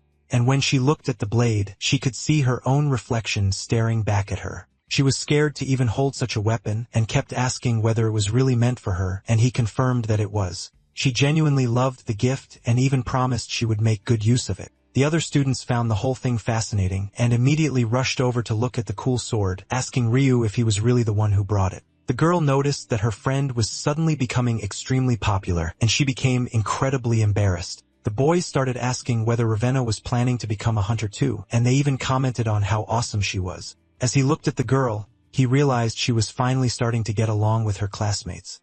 And that made him happy because in the original timeline of the game's story, everyone discriminated against her. That was why he felt so relieved seeing her smiling and fitting in with everyone. The scene shifts to a little later. He had already finished studying, but he mentioned that he wanted to keep studying longer because he still hadn't fully learned the subjects yet. But the moment he pulled out his book, a small letter suddenly fell out. It was a note decorated with 3 hearts, looking exactly like a love letter. He quickly picked it up. Then he started wondering who could have secretly hidden it inside his book, and Ravana immediately started yelling in jealousy again. He even asked Ravana if she knew who had placed the letter there, and she answered that she honestly had no idea at all. He even suggested that maybe it had been sent by someone who disliked him, but he couldn't think of anyone who would do that. Meanwhile, the girl was getting seriously nervous, and the worst part was that the envelope had heart stickers all over it. As soon as he opened the letter to read it, she became insanely curious. Guys, the note said that someone would be waiting for him on the rooftop after class because they had something important to tell him. The moment she heard that, her little ears perked right up so she could listen more carefully to what he was reading. She had also realized that Ryu had become extremely popular over the last few days because he was confident and also a hunter. On top of that, he belonged to a famous swordsmanship family, so naturally he was attracting attention from other girls. Because of that, she started imagining the possibility that one of those girls wanted to confess her feelings to him. But our boy seriously thought the whole thing was just a duel request. She instantly shouted after realizing her friend was unbelievably dense. Bro's romance stat is sitting at negative numbers. Poor Ravenna ended up walking home completely depressed. She kept remembering how Ryu thought the letter was meant for a duel. It was painfully obvious that a girl was trying to confess to him, and she had even told Ryu exactly that. Honestly, just imagining him getting a girlfriend and leaving her behind made her feel miserable. Even so, Ryu still said he planned to head to the school rooftop after classes to meet whoever sent the letter. And simply thinking about the possibility of it being a confession made her even sadder. She was completely confused, guys. She still didn't fully understand that she liked Ryu. And she also couldn't figure out why she was feeling this upset. So she stopped walking and started thinking about the possibility of Ryu getting a girlfriend. If that happened, maybe she wouldn't be able to stay friends with him anymore. Looking completely downhearted, she muttered that she absolutely didn't want that to happen. Then, after twitching her ears, she suddenly thought that maybe it really could be a duel letter after all. Maybe someone wanted to challenge Ryu, meaning he could end up in danger. The moment she considered that possibility, she immediately turned around and declared that she needed to run back to school to protect her friend. Yeah. She was definitely not just looking for an excuse to spy on him or anything. Meanwhile, Ryu eventually arrived outside the rooftop area. He took a deep breath to prepare himself and activated his detection sense technique. Using it, he realized there were 3 people hiding behind the ventilation ducts, and he also noticed Ravana secretly spying nearby from the staircase. So he immediately shouted that he knew there were 3 people hiding back there. And we quickly find out it was those triplets, guys. Since he believed this was some kind of duel challenge, Ryu instantly drew his sword. He even threatened to slice the air ducts apart if they didn't come out. But right then, one of the boys quickly reached out, begging him to stop. Those guys were distant relatives of Ryu, basically the kind of cousins so far removed, nobody even remembers the family tree anymore. Letting out a sigh, Ryu admitted he never expected it to be those 3. He even asked whether they were trying to intimidate him again. But one of the boys quickly denied it, saying it was actually the complete opposite. And just like that, all 3 of them dropped to the ground, apologizing and desperately begging Ryu for help. Meanwhile, our protagonist had absolutely no idea what was happening anymore. One of the boys explained that things had gone terribly wrong for them and that they no longer had sponsorships to continue becoming hunters. That was why they were pleading for Ryu to convince his father to sponsor them instead. At that moment, our protagonist finally understood the situation. Ravenna was still secretly listening nearby, and when she realized it was only those 3 bullies, she immediately relaxed. Sung had been the one sponsoring those triplets. And after they lost badly to Ryu, Sung completely cut off their support. Our protagonist realized that the 3 of them no longer had any place to train because their families were poor, which was why they were desperately begging for forgiveness. But Ryu immediately realized this could become the perfect opportunity for revenge, and he angrily asked how they even had the nerve to request something like that from him. Even so, the boys kept humiliating themselves and apologizing over and over again. But what Ryu really wanted to know was why they delivered the message using that weird letter instead of simply introducing themselves directly. Especially since the handwriting looked super cute, which definitely wasn't something guys normally used. But the boys explained that they had asked a girl to write it for them. They even said they had left hints by placing 3 different stickers on the envelope. And according to them, the heart stickers were meant to symbolize how sorry they were, while they awkwardly struck some ridiculous pose. Ryu realized those guys were willing to completely destroy their own dignity just to earn forgiveness.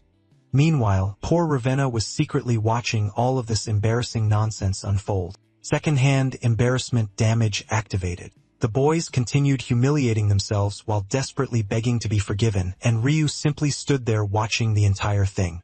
At that moment, he realized he might actually be able to use those boys. If he truly wanted to reach the game's good ending, he would need more allies by his side. So he told the 3 boys to stand up and clearly stated that he was willing to help them. However, there was one thing they needed to understand first. They were going to become his followers, but they better not annoy him constantly. He would ask his father to allow them into the swordsmanship training academy. But if he ever discovered that the three of them were secretly acting as some spies, then they should consider themselves dead. After saying that, he dismissed them, and the three boys quickly left. At the exact same moment, he suddenly turned around and called out to Ravana, saying he already knew she had been hiding there the whole time. Completely embarrassed, she asked how he figured it out, and quickly added that she definitely wasn't jealous. She claimed she was only worried about him, which was why she came back to make sure he was okay. Yeah, sure. He laughed softly and thanked her for being concerned about him. And while blushing furiously, she insisted for the third time in a row that she absolutely was not jealous. Later on, he finally returned home.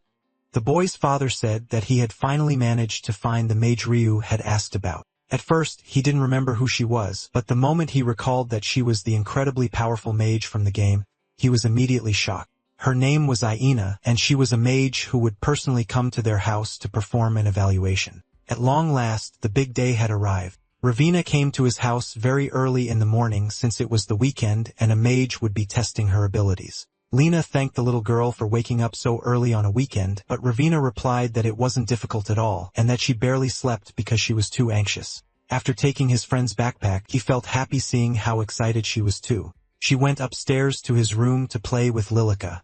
While deep down, he kept thinking that Ravina absolutely could not mess up today. That was because today would determine whether or not they would be trained by Aina. He explained all of this to Ravina, saying they needed to perform well during the test, and he even mentioned that she was known as the Great Mage, the Witch of 5 Colors. That title existed because she had mastery over 5 different elements. She only lacked 2 more elements to complete the full set, and he even showed a chart displaying every element that existed in the game, each one stronger than the previous.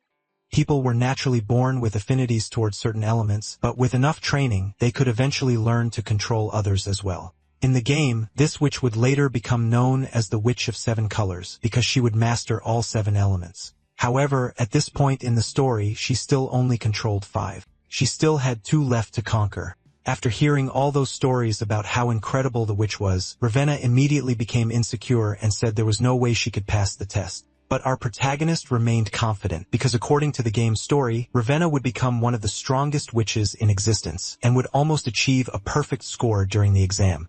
At that moment, Ayana finally arrived at the hero's house. She immediately stated that her time was extremely limited and that the only reason she accepted testing children from a swordsman family was because the Zahn family was incredibly influential and powerful. But the moment she looked at the 2 kids, she instantly assumed they were weak and wouldn't pass the test anyway.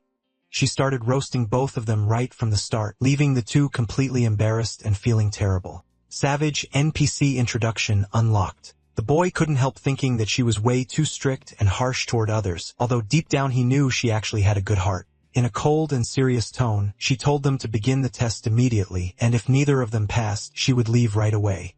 Completely fired up, Ryu declared that he could take the test first. The woman responded that the examination would begin immediately. Deep down, she clearly wasn't expecting much from either of them since they both looked pretty weak. The test involved placing their hands inside her hat, a magical hat created through one of her own spells. She referred to it as the magical animal hat, and the kids immediately joked about how terrible that name sounded. Once someone placed their hand inside and released mana, an animal would emerge from the hat. Based on the type of creature that appeared, she would evaluate the person's magical potential. She even demonstrated how it worked by putting her own hand into the hat and activating her mana. A brilliant light burst from the palm of her hand as she explained that this reflected her spell type. And the moment she released that mana, something incredible happened. It exploded like fireworks. And immediately afterward, a winged beast appeared in the air. That creature matched both her magic affinity and the type of mana flowing through her body. The 2 kids were completely amazed by the sight. The witch then announced that the first person taking the test would be the bunny-eared girl. And our hero agreed, saying it was probably better for her to go first anyway. She felt nervous and insecure, but Ryu already knew Ravenna would pass without a problem. She placed her hand inside the hat, and when she pulled it back out, the glowing orb of energy stayed attached to her hand. She became confused because it refused to leave, but suddenly the ball of energy shot upward into the sky. Everyone was shocked because the explosion was enormous. And remember, guys, the larger the creature, the greater the mana capacity it represented. When they looked up, they saw a gigantic trunk descending from above, revealing a massive elephant. Ryu already knew his friend possessed a lot of mana, but he had no idea it was this absurd. Not only was it a gigantic monster of an elephant, but it also had an intense purple color surrounding it, absolute raid boss energy.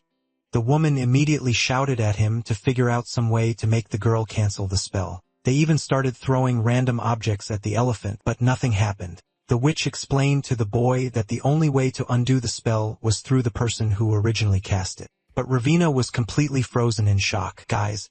She had never seen anything like this before. So our boy reached out his arm and gently pulled Ravina close against his body. She immediately became bright red, not knowing how to react. Then he told her to focus on the sound of his heartbeat, because doing that would help her lose concentration on the spell. And that's exactly what she did, guys. She rested her ear against the boy's chest and started counting the beats of his heart. Because of that, the elephant's spell slowly began to fade away.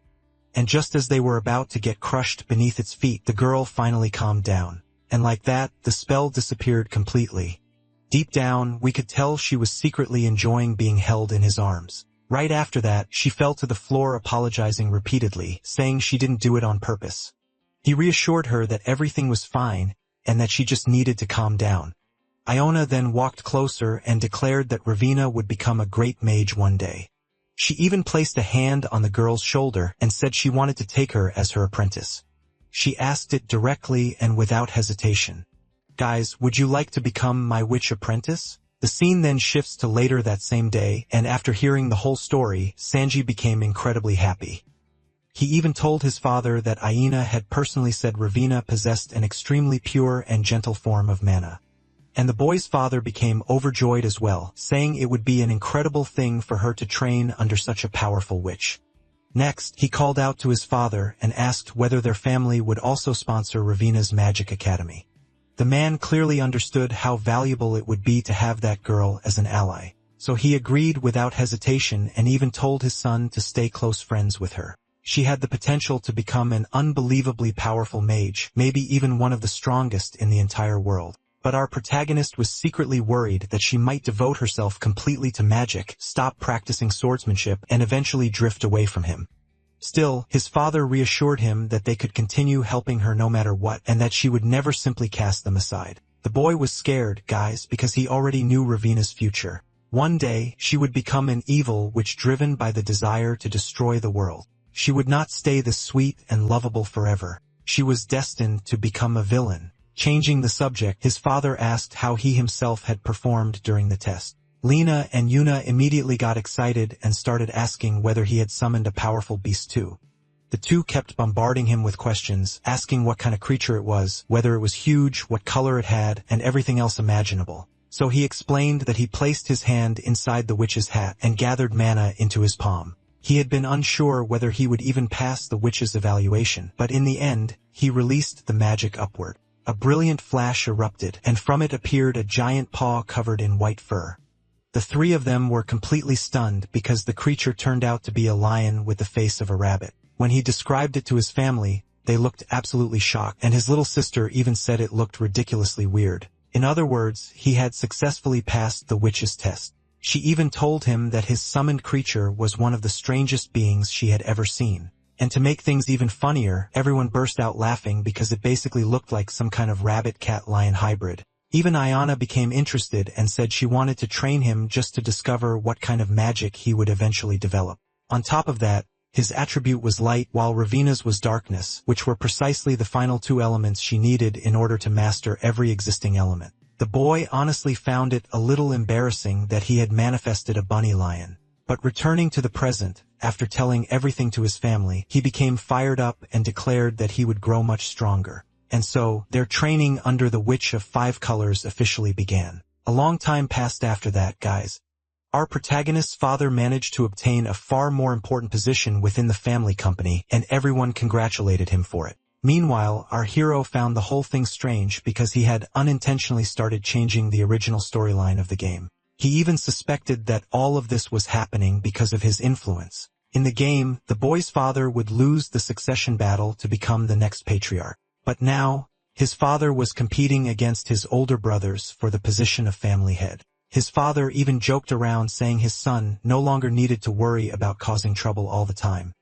Yuna ran over and hugged her father, proudly saying that he would definitely become the future leader of the family. Seeing his influence help his father become stronger made him genuinely happy. Still, he had no idea what kind of future his father was aiming for. If he truly wanted to become the family leader, he would have to fight through countless struggles. Even so, the boy congratulated his father with a smile. And just like that, more time continued to pass. Our boy kept training while the seasons slowly changed around him. His friendship with Ravina grew stronger and stronger over time. Sometimes, he even trained alongside his cousin, Seiko. And after 2 whole years, the Witch of 5 Colors finally became the Witch of 6 Colors. They had both changed a lot, and our protagonist was no longer the crying little kid he used to be. He had grown older, and now he was there sparring with Ravana. The girl had reached 16 years old and had become unbelievably beautiful. Careful, bro. Anime training arcs are dangerous for the heart too. He himself had become much stronger as well. And although his magic was not suited for direct attacks, he learned how to use mana to enhance the power of his sword strikes. He only had 1 year left before the game's main events would finally begin. And unlike the video game, where he could simply reload a save file after dying, this world worked very differently. He knew that if he died here, everything would truly be over. Ravana asked just how strong he intended to become since he spent every waking moment obsessed with training. While wiping away his sweat, he told her that he wanted to become as powerful as possible. Just remembering the overwhelming strength of his grandfather made him realize how long his road still was before reaching that level. Even if he trained for 100 years, surpassing his grandfather would still be incredibly difficult. That was exactly why he refused to give up. Ravana then admitted that now that she thought about it, he was probably right. And no matter what happened, she would always stay by his side cheering him on. Hearing those words made the boy grow slightly embarrassed. And with a small smile, he told her he wanted that to be a promise, that she would never abandon him. He already knew that in the game's storyline, Kong, the future protagonist, would have Psycho as his main ally. That was why he would need the support of the triplets and especially the help of the future Black Witch, Ravana herself, though he desperately hoped she would never become evil. After finishing one of their training sessions, the girl stepped outside and pointed toward the distance. He immediately celebrated because they had finally arrived. And that is when we see they were traveling aboard a ship. At last, they had reached Academy City. The girl stared in amazement and commented that the artificial island looked incredible. He had spent 4 entire years training non-stop and had become dramatically stronger. His status window even displayed just how much his abilities had increased. But now he was heading to Academy City to push himself even further. Academy City was both an educational institution and a massive artificial island dedicated to training elite hunters. And more importantly, this was the exact place where he would finally meet Kong, the protagonist of the game. He had spent countless hours playing through this exact map back when it was only a game. Because of that, he became unbelievably excited at the thought of visiting a place he already knew so well and finally meeting the main character himself. He was also happy because Ravana looked genuinely excited too. He could already feel that his mission to stop her from becoming a dark mage was actually working. Ever since she was little, she had dreamed about coming to this Academy City to train. She was always asking questions about what the place looked like. And now that they were finally arriving, the boy told her that her dream was about to come true. He even reminded her how years ago, she constantly talked about this place non-stop. Remembering that made her blush from embarrassment. Right at that moment, they suddenly heard someone getting sick nearby. When they turned around, they realized it was the 3 triplets. The group immediately looked disgusted because the guys were throwing up everywhere. Bro lost a battle against the boat ride itself. And just like that, they finally arrived in the city. The place was filled with magical portals everywhere, leaving Ravana completely fascinated. One of the triplets showed up complaining that he needed to go straight to the hospital. The poor guy claimed he had practically vomited out his soul already and thanked heaven they made it there alive. Ravana then asked whether they wanted her to cast a spell to cure their motion sickness, and the boys instantly got mad, demanding to know why she had not mentioned that earlier. After a while, they started searching for the Academy District where they would be studying. Area 23 was located on the opposite side. At that moment, they turned toward the voice and noticed a beautiful girl asking whether they were also heading to the Golden Dragon Academy entrance exams. Ryu told the newcomer that they were there to apply to the Golden Dragon Academy and asked if the blonde girl was heading there as well. She was actually an extremely important character in the story. And although she was cheerful and kind, she constantly claimed that she was shy and easily embarrassed. She always described herself as an introvert, but that was a complete lie, guys. She was so outgoing that people had even given her the nickname of the lovable liar. Our hero already knew how friendly she was, how many friends she had, so he immediately greeted her and introduced himself. She replied that her name was Gabby. With a warm smile, she said they should compete fairly and avoid trying to trick one another. Right after that, she turned toward Ravana, complimented her hair, and asked for her name. But the girl standing beside him became incredibly flustered and even hid behind Ryu. Looking slightly annoyed, she told the protagonist to find a way to stop people from noticing her because she hated being the center of everyone's attention. Ryu jokingly remarked that Gabby looked like a puppy chasing after a tiny rabbit, and Gabby kept going on about how unbelievably adorable Ravenna was. At that moment, one of Gabby's friends called out to her, and the cheerful girl waved goodbye to the protagonist group, saying she hoped they could talk again later. He said farewell to her, while Ravenna quietly waved from the background. Now it was finally time to head to the academy. Inside the bus, the twins were in high spirits, but the protagonist seemed lost in thought. In truth, he was worried. There were numerous magical portals scattered across the island, and there were likely even more floating in the sky above the academy city. If those portals remained open, the erosion rate affecting them would continue to increase. And if that happened, it would mean the story was moving toward its bad ending. Since the game's main storyline was rapidly approaching, he knew he needed to become stronger as quickly as possible. He refused to let this world be destroyed. Eventually, they arrived at the room where the entrance examination would take place. One of the academy staff members explained that before Ryu could receive his testing badge, he first had to complete a registration form. But that guy looked so intimidating that several students ran away crying the moment they saw him.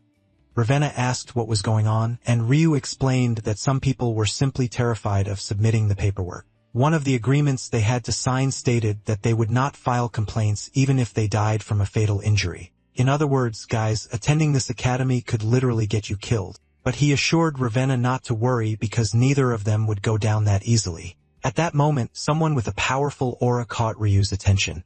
He quickly realized it was his cousin Singh, and it made sense that he was there since they were the same age. He even found himself thinking that this cousin of his would cause him plenty of trouble in the future. After finishing the paperwork, they headed over to an information board to find out where the orientation would be held. Ravenna commented that the test card looked more like a medallion, and she found it strange because they had been told it would be distributed 1 week before the exam. However, our hero explained that wasn't the case at all because the examination was actually beginning right there and then inside the auditorium. As soon as they entered, someone announced that the test had already started. The reason they had received the card at the last minute was because the entire thing was meant to surprise the participants. The instructor displayed the card, which looked more like a badge engraved with the academy's name, and explained that they would undergo various tests. Depending on the badge's color, it would also indicate their level of strength, with black representing the highest rank.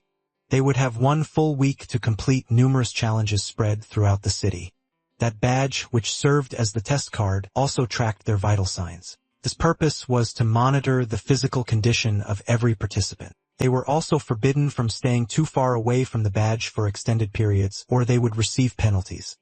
In a serious tone, the instructor announced that his explanation was coming to an end. Everyone present looked somewhat nervous, still unsure about how the examination actually worked. They would have to prove their qualifications using every skill at their disposal. With that, he wished everyone the best of luck. Ryu and Ravenna felt quite confident about completing the week's challenges. Filled with excitement, the twin TRs asked whether they would tackle the tests together. But the protagonist told them to wait a moment. We'll be taking the tests separately. Meanwhile, the other applicants were deciding whether to form pairs, create groups of 3, or complete the challenges on their own. The protagonist explained that if all of them stayed together, everything would become 5 times harder because they would have to complete 5 times as many evaluations. Bro was already optimizing the speed run. For that reason, it would be better for the twins to handle only the 3-person requirements. Meanwhile, the protagonist and Ravenna would complete the tasks assigned to the 2 of them. Truth be told, our guy just wanted an excuse to spend time alone with the girl, guys. Looking a little displeased, the 3 eventually agreed. Afterward, he told Ravenna that they should head back to the dormitory and get some rest. She asked why he had refused to separate from her, and he came up with a convenient excuse, claiming that since their dorms were located close to each other, it simply made more sense for them to take the tests together. When they arrived, the girls suddenly let out a loud scream. It turned out they had been informed that a mistake occurred in the system while assigning the rooms, and because of that, the two of them would have to stay in the same room. The receptionist even apologized, explaining that the error had come from their side. Since there were no vacant rooms left in the dormitory, they would have no choice but to share a room and accept the situation. The woman even offered several discount coupons and added that room service would be completely free as compensation. Poor Ivano was completely overwhelmed because she was about to spend the night in the same room as the boy she liked. Acting all shy, she said she would accept it since there was no other option. When they entered the room, they noticed that the staff had placed an extra bed inside, so they would not have to sleep in the same one. Our protagonist felt somewhat embarrassed, while the girl kept reminding herself that she could not let him notice how nervous she was. With her cheeks glowing red, she said it was perfectly normal for two adults to share a room, because that was what couples always did in dramas. Ryu could only think that they were neither a couple nor adults, but sure, whatever helps. He even told her that, if she felt uncomfortable, he could always go sleep with the three twins instead. However, in a timid voice, she admitted that she did not actually dislike the idea of staying in the same room as him. In fact, she kind of liked it, and of course, that completely caught him off guard. The moment she realized she had just admitted that she liked it, she became so embarrassed that she threw a pillow straight at his face. Right after that, she dashed into the bathroom, announcing that she was going to take a shower. A moment later, she peeked her head back out, stared directly at him, and shouted that if he tried to spy on her while she was bathing, she would destroy him. Our boy immediately insisted that he would never do something like that. Deep down though, he was enjoying the situation, guys. Still, he told himself that he could not show any embarrassment because that would only make her even more flustered. After sitting down on the bed, he decided to work on one of the tests. At that moment, a bright light suddenly appeared, and the test materialized before him like a system window. He needed to solve a puzzle. The purpose of the challenge was to evaluate intellectual ability. He stared at the scattered pieces, but none of them seemed to make any sense. After thinking for a while, however, he started remembering this exact challenge from the game. It is a double-layered riddle, he thought. With that realization, he rapidly began assembling the pieces, and within moments, he formed something that resembled a diamond shape. That was the solution to the puzzle. The guy felt incredibly proud of himself since he had cleared the first test with remarkable ease. Soon afterward, his badge displayed the score he had earned. A few minutes later, Ravana came out of the bathroom and was surprised to discover that he had already completed one of the challenges. Afterward, he grabbed a towel and said he was going to take a shower and relax. Unfortunately, our big guy accidentally kicked his suitcase, and while trying to recover his balance, he stumbled straight toward Ravana. And just like that, the classic manhwa moment happened, guys. The dude ended up falling right on top of the girl he liked. It was an unbelievably awkward scene, and it almost looked like he had no intention of getting up. Achievement unlocked, accidental romance scene. His face instantly turned bright red, and Ravana screamed at him to get off her immediately. But she became so embarrassed herself that she completely froze for a moment before striking him. Early the next morning, our guy still had not fully recovered from that hit and noticed that she was still upset. On top of that, he had failed to get any sleep throughout the entire night. This happened whenever residual mana was unconsciously released by humans and mixed with the pure mana present in the environment. That process eventually created dimensional cracks. Those cracks produced strange noises that prevented Ryu from sleeping. People who possessed far more mana than ordinary individuals would unconsciously release impure mana into their surroundings. And that was exactly what caused those magical rifts that monsters emerged from. Since Ravenna possessed an enormous amount of mana, she had unknowingly created those noisy cracks that kept him awake all night. As he looked at her, he could tell she was genuinely still angry about what had happened the previous evening. At that moment, he suggested that they should split up while completing the tests. And she immediately became upset and demanded to know why. He explained that separating would allow them to complete more tests in a shorter amount of time. She stubbornly insisted that she did not want to be apart from him. He had only brought it up to see whether she would get upset by the idea. And after seeing her reaction, he decided they could think about it later. Later on, they continued taking additional tests. Eventually, a challenge appeared that even Ryu was not entirely sure how to solve. The The system window displayed nothing but several white dots arranged in what seemed to be a regular pattern. Ravana stood beside him trying to help. The boy commented that it looked very similar to a test they had completed earlier. Because of that, he realized that the pattern was actually hiding a written message. He asked Ravina whether she had a pen. She replied that she did. Right afterward, he opened a dictionary on his phone and started testing different words against the pattern of dots. After some time, he successfully decoded portions of the challenge. Smiling confidently, he said that he remembered this particular test very clearly from when he played the game. And just like that, he managed to clear yet another challenge. In the end, they decided to split up so they could earn as many points as possible. And the girl was no longer pouting, guys. To tackle the next challenge, he had to solve a riddle, so he carefully read through the information provided. Soon, he received a clue and headed toward the designated location. The clue stated, where the footsteps of heroes converge, the founder of the most precious gem rests beneath everlasting glory. It was a quote from a movie, and he recognized it immediately, allowing him to connect the pieces together and arrive at the correct destination, which was the Heroes' Hall of Fame. He started examining all the hints and inscriptions connected to the test, guys. Eventually, he remembered exactly how this challenge worked in the game and knew it had something to do with a bronze statue.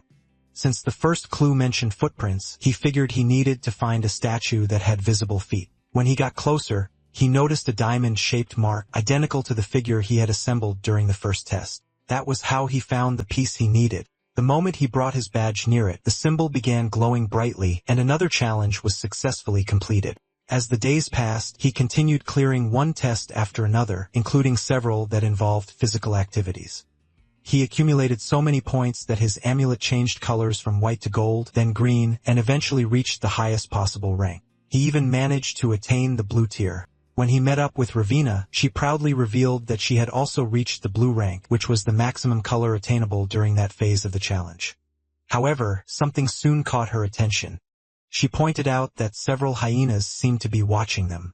A status window suddenly appeared, asking whether Ryu wished to replace his rabbit title with the lion cub title. So he jokingly told the bunny girl that they were about to hunt some hyenas for a snack. Bro switched factions and picked predator mode. With that, they began running from the other competitors. Apparently, there was a rule allowing participants to steal other competitors' amulets and claim their points. They had completely forgotten about that rule, but it had always been part of the exam, which explained why they were being chased. Ravenna ended up cornered in an alley, and the other competitors arrived, confidently declaring that there was nowhere left for them to escape. Ryu simply laughed and asked whether they truly wanted to go through with this. After all, he was Ryu of the Zan family, the family of the Divine Sword. The moment they realized who he was, fear appeared on their faces, though they still pointed out that it was 1 against 10.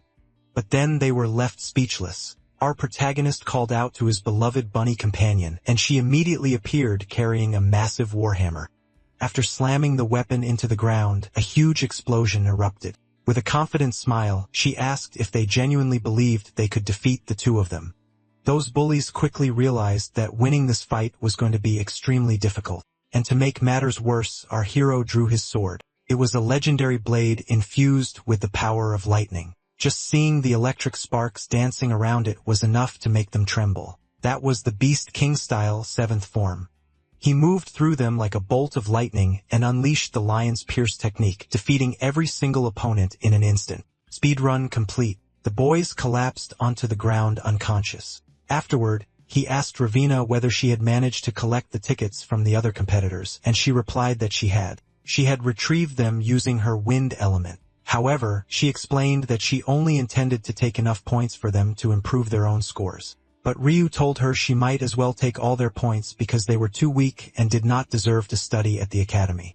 After collecting all the amulets, he stepped forward and activated one of his sword techniques. Then he simply sliced through every single medal owned by those competitors. The defeated boys demanded to know why he had done that, and Ryu casually replied that he had no interest in keeping points obtained from weak people, while Ravina stood in the background completely confused. According to him, they lacked the talent required to become hunters.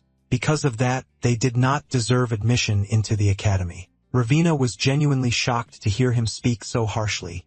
And in the end, the others even shouted at him, calling him a demon. 2 days passed, and at last, the day of the practical examination arrived. They submitted their tickets and officially secured their spots in the next stage. They had earned black amulets, the highest possible rank, proving that they belonged to the strongest class. Ryu explained to Ravina that the practical exam would take place across several locations and involve a huge number of participants.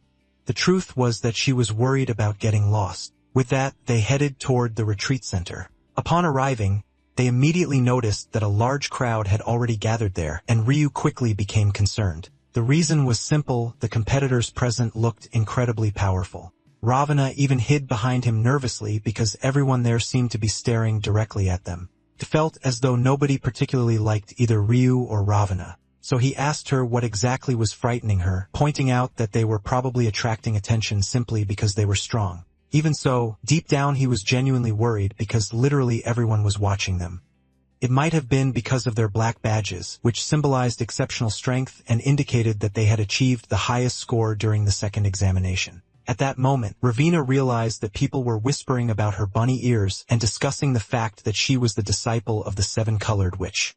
The crowd continued gossiping, claiming that she was only interested in benefits, and that the only reason she stayed close to Ryu was because he belonged to one of the 10 legendary families.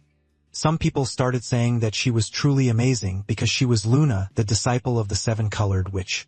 And hearing that made her blush from embarrassment. At that moment, Ryu realized that she was actually more famous than he was, but then he suddenly heard someone mention his name. It was a girl saying that he was Ryu of the Dozen family, a member of one of the most powerful clans, and that he was also highly skilled in martial arts. However, another guy immediately argued that he was nothing more than a little bunny from a divine family, leaving him completely frustrated. It seemed that Ravana's reputation was genuinely greater than his. Even while he was moving away from the crowd, he could still hear people talking about how weak he supposedly was. However, one of the girls pointed out that many people now called him the lion cub. That was because he was no longer the frightened little rabbit he used to be and had become a promising young warrior. After hearing that, he silently vowed to prove to everyone that he was no longer the coward they remembered. At that moment, he heard someone calling his name, and when he turned around, he saw the twins accompanied by Bia. Smiling brightly, the girl said she had been waiting for them and even asked whether the two of them remembered her. Ryu walked over and replied that, of course, he did. Bia commented that she had no idea the two of them were so famous, and mentioned that some of her friends had been talking about how incredibly popular they were. She also revealed that there was another applicant competing for admission who belonged to one of the legendary families. Then she subtly pointed in a certain direction and told Ryu to take a discreet look over there. Ryu noticed a boy dressed in a black uniform. That young man was named Honda, and he belonged to the Zhang family, one of the 10 legendary families. Bia even mentioned that Honda had been watching Ryu the entire time. Our protagonist knew very well that this guy was extremely powerful because he was a direct descendant of the Zhang family. He was also one of the companions in Kang's group, the protagonist of the game. While Ryu was recalling all of this information, the boy suddenly began walking toward him. A moment later, Honda stopped right in front of Ryu.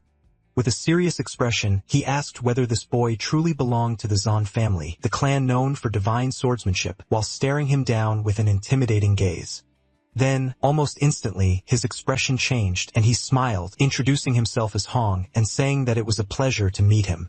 Our protagonist already knew that this guy was actually friendly, so he immediately reached out his hand and introduced himself as well. The guy even invited our protagonist to train together with him, but Ryu knew that this person was obsessed with training. He had become fixated on Kong, the protagonist, and constantly chased him around asking for sparring sessions. Because of that, Ryu knew he could not accept the offer and started coming up with various excuses. At that moment, one of the instructors arrived alongside several students.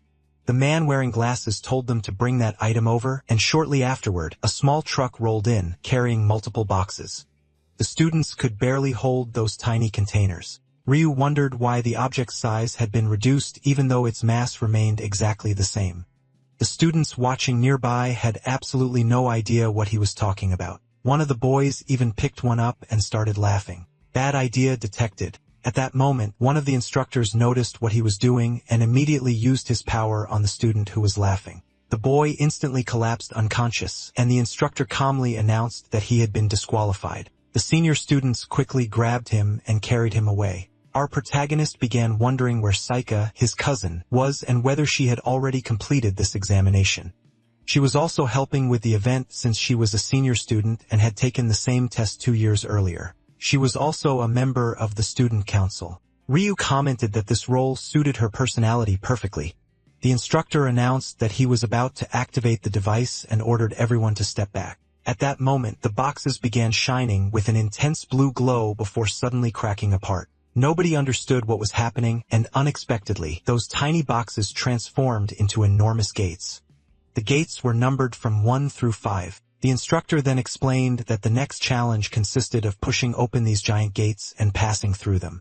The purpose was to evaluate both physical strength and the amount of mana possessed by each participant. This year, the number of applicants was approximately 13,429, meaning there were 4 to 5 times more candidates than available spots.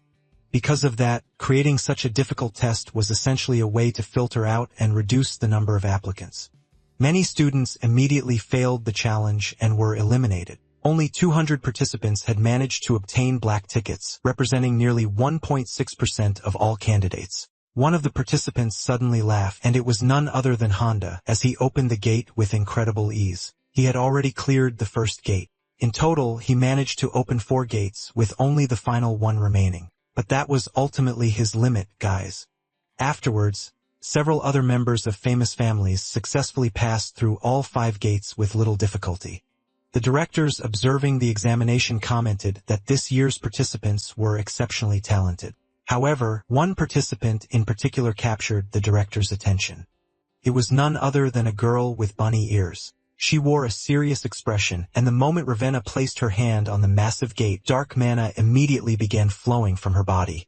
She exerted only a little force, yet everyone was stunned by how dense her mana was, allowing her to open all 5 gates with incredible ease. Not even one of the instructors present could believe what he had just witnessed. The man even blurted out in disbelief, wondering how she had managed to open all 5 gates at the same time. From above, the directors commented that not even the direct heir of the Zhang family had been able to open all 5 gates. One of them even asked who that young woman was. She was the disciple of instructor Yena, the 7-colored witch. That explained why she was so powerful. Aina simply laughed and remarked that she was incredibly fortunate to have students like that. After finishing her test, Ravenna immediately ran over and hid behind Ryu because she felt embarrassed about being the center of attention. Her status window showed remarkably high attributes. And on top of that, she possessed 84 mana points, which was considered exceptional for someone her age. Now it was Ryu's turn to take the test. He stepped in front of gate number 1. He even broke into a cold sweat because the gate looked much larger than he had expected. Without hesitation, he unleashed all of his mana and opened the first gate with ease. After that, he moved on to the second gate and then the third. Everyone watched anxiously as he continued until he reached the 4th gate. This one was not nearly as easy as the previous 3. At that moment, he began feeling something strange happening inside his body. It felt as though he had already exhausted all of his mana.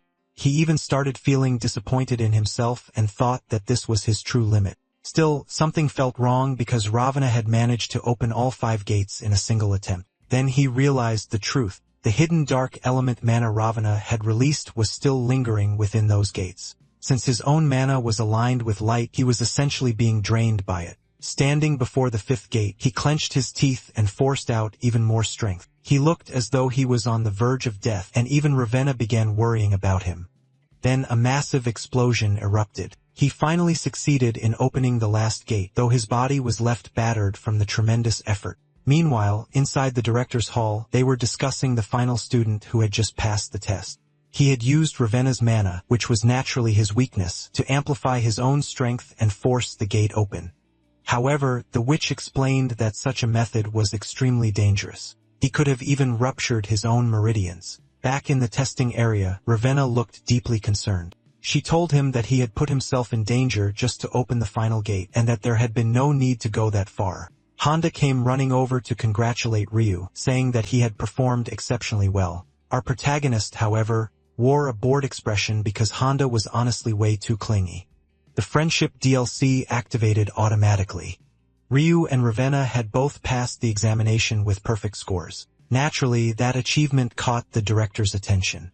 The next stage of the tournament would take place inside a magical portal. It would be a practical examination lasting nearly 6 hours. Their objective was to reach the summit of a mountain by any means necessary. Of course, some participants could already fly and reach the top with little effort. Others possessed ice powers and simply froze the lake before crossing it. And naturally, there were those who relied on much more straightforward methods, like our protagonist. Even Ravenna pointed out that he could be a bit reckless whenever he focused on accomplishing a goal. He mentioned that some kind of barrier was maintaining the thick fog surrounding the area. The girl suggested that numerous spells had probably been used to expand the barrier and block everyone's visibility. They only had a few minutes left to reach the mountaintop, so they needed to hurry. At that moment, he noticed something lying on the ground. It appeared to be a trap. The instant he saw it, an idea came to mind, and he started laughing. Only 10 minutes remained. Meanwhile, the 3 girls from the divine families were arguing over who had arrived first. Some of the instructors pointed out that the 2 most promising students still had not reached the summit. But at that moment, we discovered that Ryu had come up with a brilliant plan. He intended to use the trap to launch himself into the air. Only 7 seconds remained, and they were still flying. And with exactly 1 second left, they landed on the mountaintop. Talk about a last-second clutch. Ravenna looked completely shaken and declared that she never wanted to do that again. Ryu's evasion ability automatically activated whenever he was placed in mortal danger. Because of that, if he had stepped on the trap alone, his passive skill would have activated and caused him to dodge automatically. That was why he stepped onto the trap together with Ravenna, so they could both be launched through the air. They had already cleared multiple stages of the examination, guys, but they still had not reached the end. Later, after completing that challenge, he headed to a cafe. The place was incredibly luxurious. Guys, it was the kind of establishment where wealthy and influential people gathered to exchange information. He met up with his cousin there, and she even told him that he had performed very well throughout the challenges. This was the first time Ravenna had ever met Sika, and she felt a little jealous. However, Sika had come there because she wanted to share some important information with them. Ryu immediately asked what the final test scheduled for tomorrow would be like. She replied that she was not even sure it would be the final test, and added that she could not reveal how it worked because that would be considered cheating. However, since she had taken the exam herself in the past, she had gained some useful knowledge and was willing to give him a few hints without being unfair. She explained that every year, the practical entrance exam focused on the ability to freely control the manifestation of mana. She went on to say that the instructors wanted to see whether candidates could use their bodies like a switch, turning their mana on and off at will. Since she was both his cousin and a senior student, this was about as much advice as she could provide, because sharing any more information would cross the line. By then, night had already fallen. Outside, Ryu thanked his cousin for the information and said that he would meditate on it together with Ravenna. She also warned him that the island became extremely dangerous after dark and advised him not to wander around outside. After all, a creature known as the ghost spider was active in that area. We then see that the ghost spider had already claimed another victim. People screamed in agony as she calmly declared that she would turn them into her dolls. She even leaned close to a girl and whispered that there was no need to scream so loudly. Yep, guys. The new villain has officially entered the story. The following day, they headed to the dimensional hall. The instructor announced that the 4th round would take place inside the same artificial portal. Gabby appeared and greeted him, saying she was extremely excited about the upcoming test. The instructor then began explaining the existence of demonic humans, who were essentially hunters that had lost their licenses and chosen a path of evil. These individuals embraced immoral beliefs, twisted values, and malicious intentions. One of the examples he gave was the ghost spider. That character had appeared in the game before, and Ryu remembered her very clearly. Because of that, he started thinking that this woman might show up during the final test and make things far more difficult. She was incredibly dangerous because she hunted students and transformed them into her dolls. After entering the portal, he immediately started hunting ghosts. Naturally, he was a little nervous because he had spawned right in the middle of a mansion. Still, he performed extremely well, leaving everyone outside thoroughly impressed. He had not yet crossed paths with Honda or Bia because they had been assigned different testing locations. However, all the participants would eventually be gathered together for the final challenge. He could easily run into one of the girls from the divine families, or he might even end up fighting Honda, who was basically a beast kept on a leash. The possibility worried him quite a bit, and Ravenna even asked why he looked so concerned. At that moment, a woman approached and announced that she would explain the rules of the final round. She was the president of the Golden Dragon Academy, the Star Witch herself, President Yu. The boys immediately lost their minds, talking about how beautiful she was. The Star Witch was an extraordinarily powerful mage recognized across the entire world. She was known as the owner of Stellar Voyage, a satellite-type magical weapon that remained suspended within the atmosphere above the Academy City. She was actually the same age as Ryu's grandfather. However, she used a special form of magic to maintain her youthful appearance. She congratulated all the students who had reached this stage of the examination. She even remarked that this year's candidates included many exceptional talents. For that reason, she had decided to personally oversee the event. The fifth and final round was a challenge she had personally designed. It would be called the ticket battle, and our protagonist immediately became a little uneasy.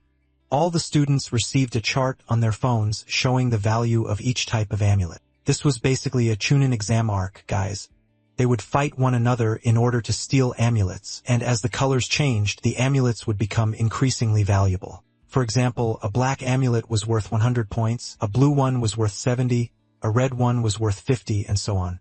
Students would only pass if they managed to accumulate 200 points. Ryu immediately became worried because everyone would probably want to target him. After all, his amulet alone was worth 100 points. The president then clarified that each person's own amulet was automatically worth 100 points to them. Even if someone started with a white amulet worth only 10 points, it would still count as 100 points for its owner. In other words, the value would only increase or decrease if another person stole it. While she continued explaining the rules of the test, the thing Ryu was truly worried about was the ghost spider. Ravana pointed out that once they entered the portal, they would be sent to random locations and would need to find each other afterward. He made a funny face and asked if she was scared. She immediately denied it. Then he jokingly teased her by saying she already missed him even though they had not separated yet. She responded with an adorably annoyed expression. At that moment, something caught his attention.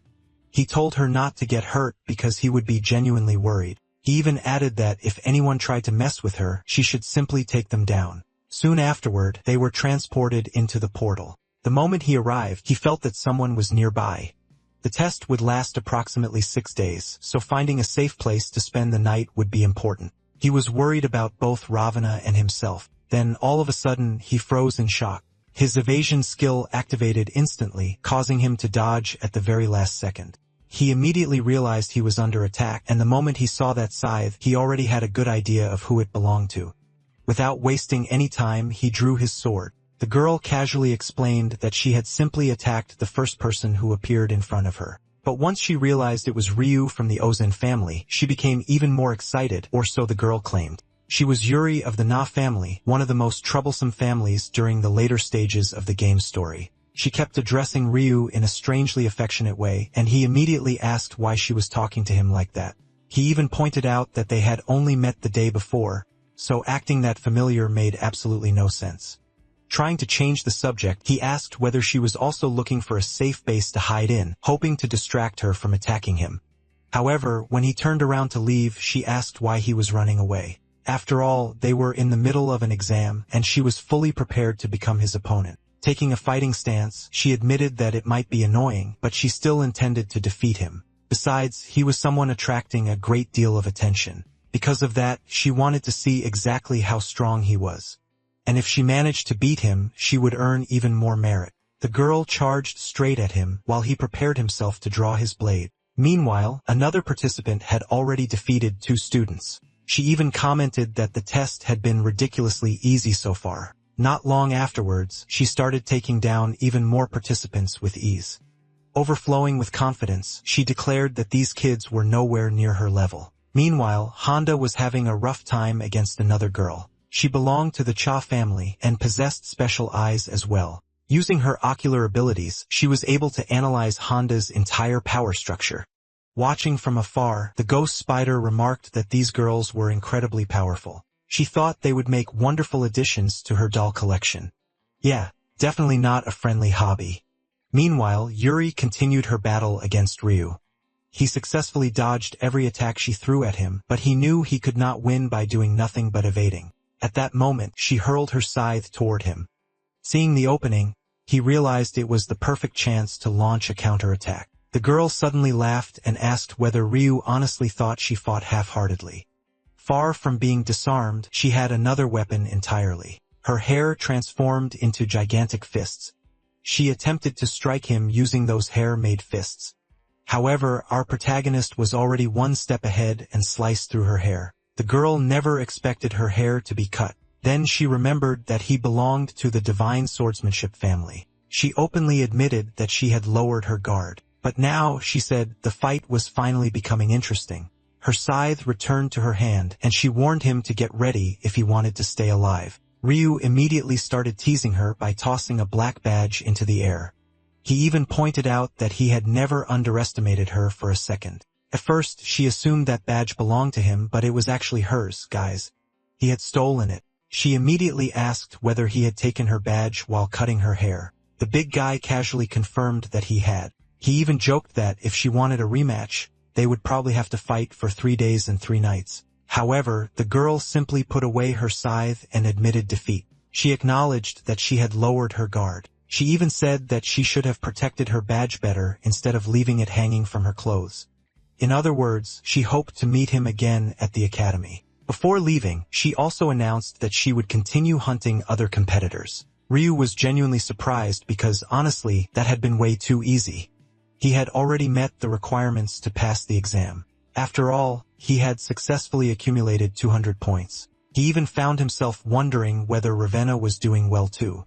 Meanwhile, the girl was fighting against numerous other participants. Holding her enormous hammer, she explained that she had only defeated that girl because the other person had been the one looking for trouble. We then see that her opponent was one of the red-haired girls. This girl was named Erin. She belonged to the M family and insisted that she could not accept such a humiliating defeat. She had been certain she would attack first and force Ravenna into a disadvantageous position. She even concluded that she had lost because Ravenna happened to be one of the disciples of the seven-colored witch. Ravenna calmly walked over and took her black badge. The redhead desperately told Ravenna not to take it away. But the rabbit girl explained that she had no choice. Then she simply turned around and left. The red-haired girl felt utterly humiliated. She had been defeated by someone who did not even belong to a famous family. Soon, she began crying and saying that she simply was not good enough. The next morning, our protagonist woke up and stretched. A system window displayed how many badges were currently located in his area. Its entire purpose was basically to encourage the participants to fight each other. There was also a radar that warned them whenever someone was getting close. Because of that, what Ryu really wanted was to get away from the conflict zone. Meanwhile, poor Ravenna could not stop screaming because people kept coming after her one after another. Ironically, thanks to that, she ended up collecting a huge number of badges. By the way, she had also started looking for Ryu because she was already missing him. At that moment, a blonde girl suddenly appeared. Ravenna froze for a moment because that girl was unbelievably beautiful. Ravenna remembered Ryu mentioning that this girl was actually a princess. Around 200 years ago, during the era known as the Great Revolt, something significant had happened involving the World Tree. That kingdom was known as the Grace Empire. The girl's name was Lisa, and she was said to be the princess of the Empire of Grace. Ravenna immediately panicked, saying there was no way she could fight against a princess. The blonde girl then asked whether Ravenna was a disciple of the seven-colored witch. Nervously, the little rabbit girl answered that she was. The princess then said she wanted to be treated the same way as everyone else. And if they ended up fighting, she wanted Ravenna to face her as an equal. Ravenna started stuttering, and the princess found her reaction rather unusual. She became so embarrassed that her cheeks turned bright red. The princess extended her hand and asked whether Ravenna would like to form an alliance with her, since they seemed to get along quite well. Ravenna knew perfectly well that trusting strangers was dangerous. Still, the princess appeared to be someone she could rely on. However, she had learned from Ryu that she should always be cautious when making friends with fellow competitors. But since the princess seemed genuinely kind, she reached out her hand and agreed to partner up with her. Meanwhile, Ryu was wandering around alone while searching for Ravenna. By that point, he had already defeated numerous competitors who had teamed up in an attempt to eliminate him. In total, he had accumulated 500 points. Soon, the academy supply crates were dropped into the area. Our guy immediately took off running, determined to collect as many supplies as possible. One of the crates had landed nearby. When he arrived, he came face to face with that incredibly friendly girl. She told Ryu that she had become friends with several other participants and that they were all working together. She even invited our protagonist to join her team. At that moment, he realized once again just how charismatic she really was. She even mentioned that she planned to share the supplies equally among everyone in her group. Then she asked Ryu how many points he had managed to gather from badges. He casually replied that he had earned a decent amount. At that moment, she asked whether he had seen that person. Ryu immediately asked who she was talking about. She explained that there's someone acting almost like an examiner, constantly seeking out battles with participants as if testing them.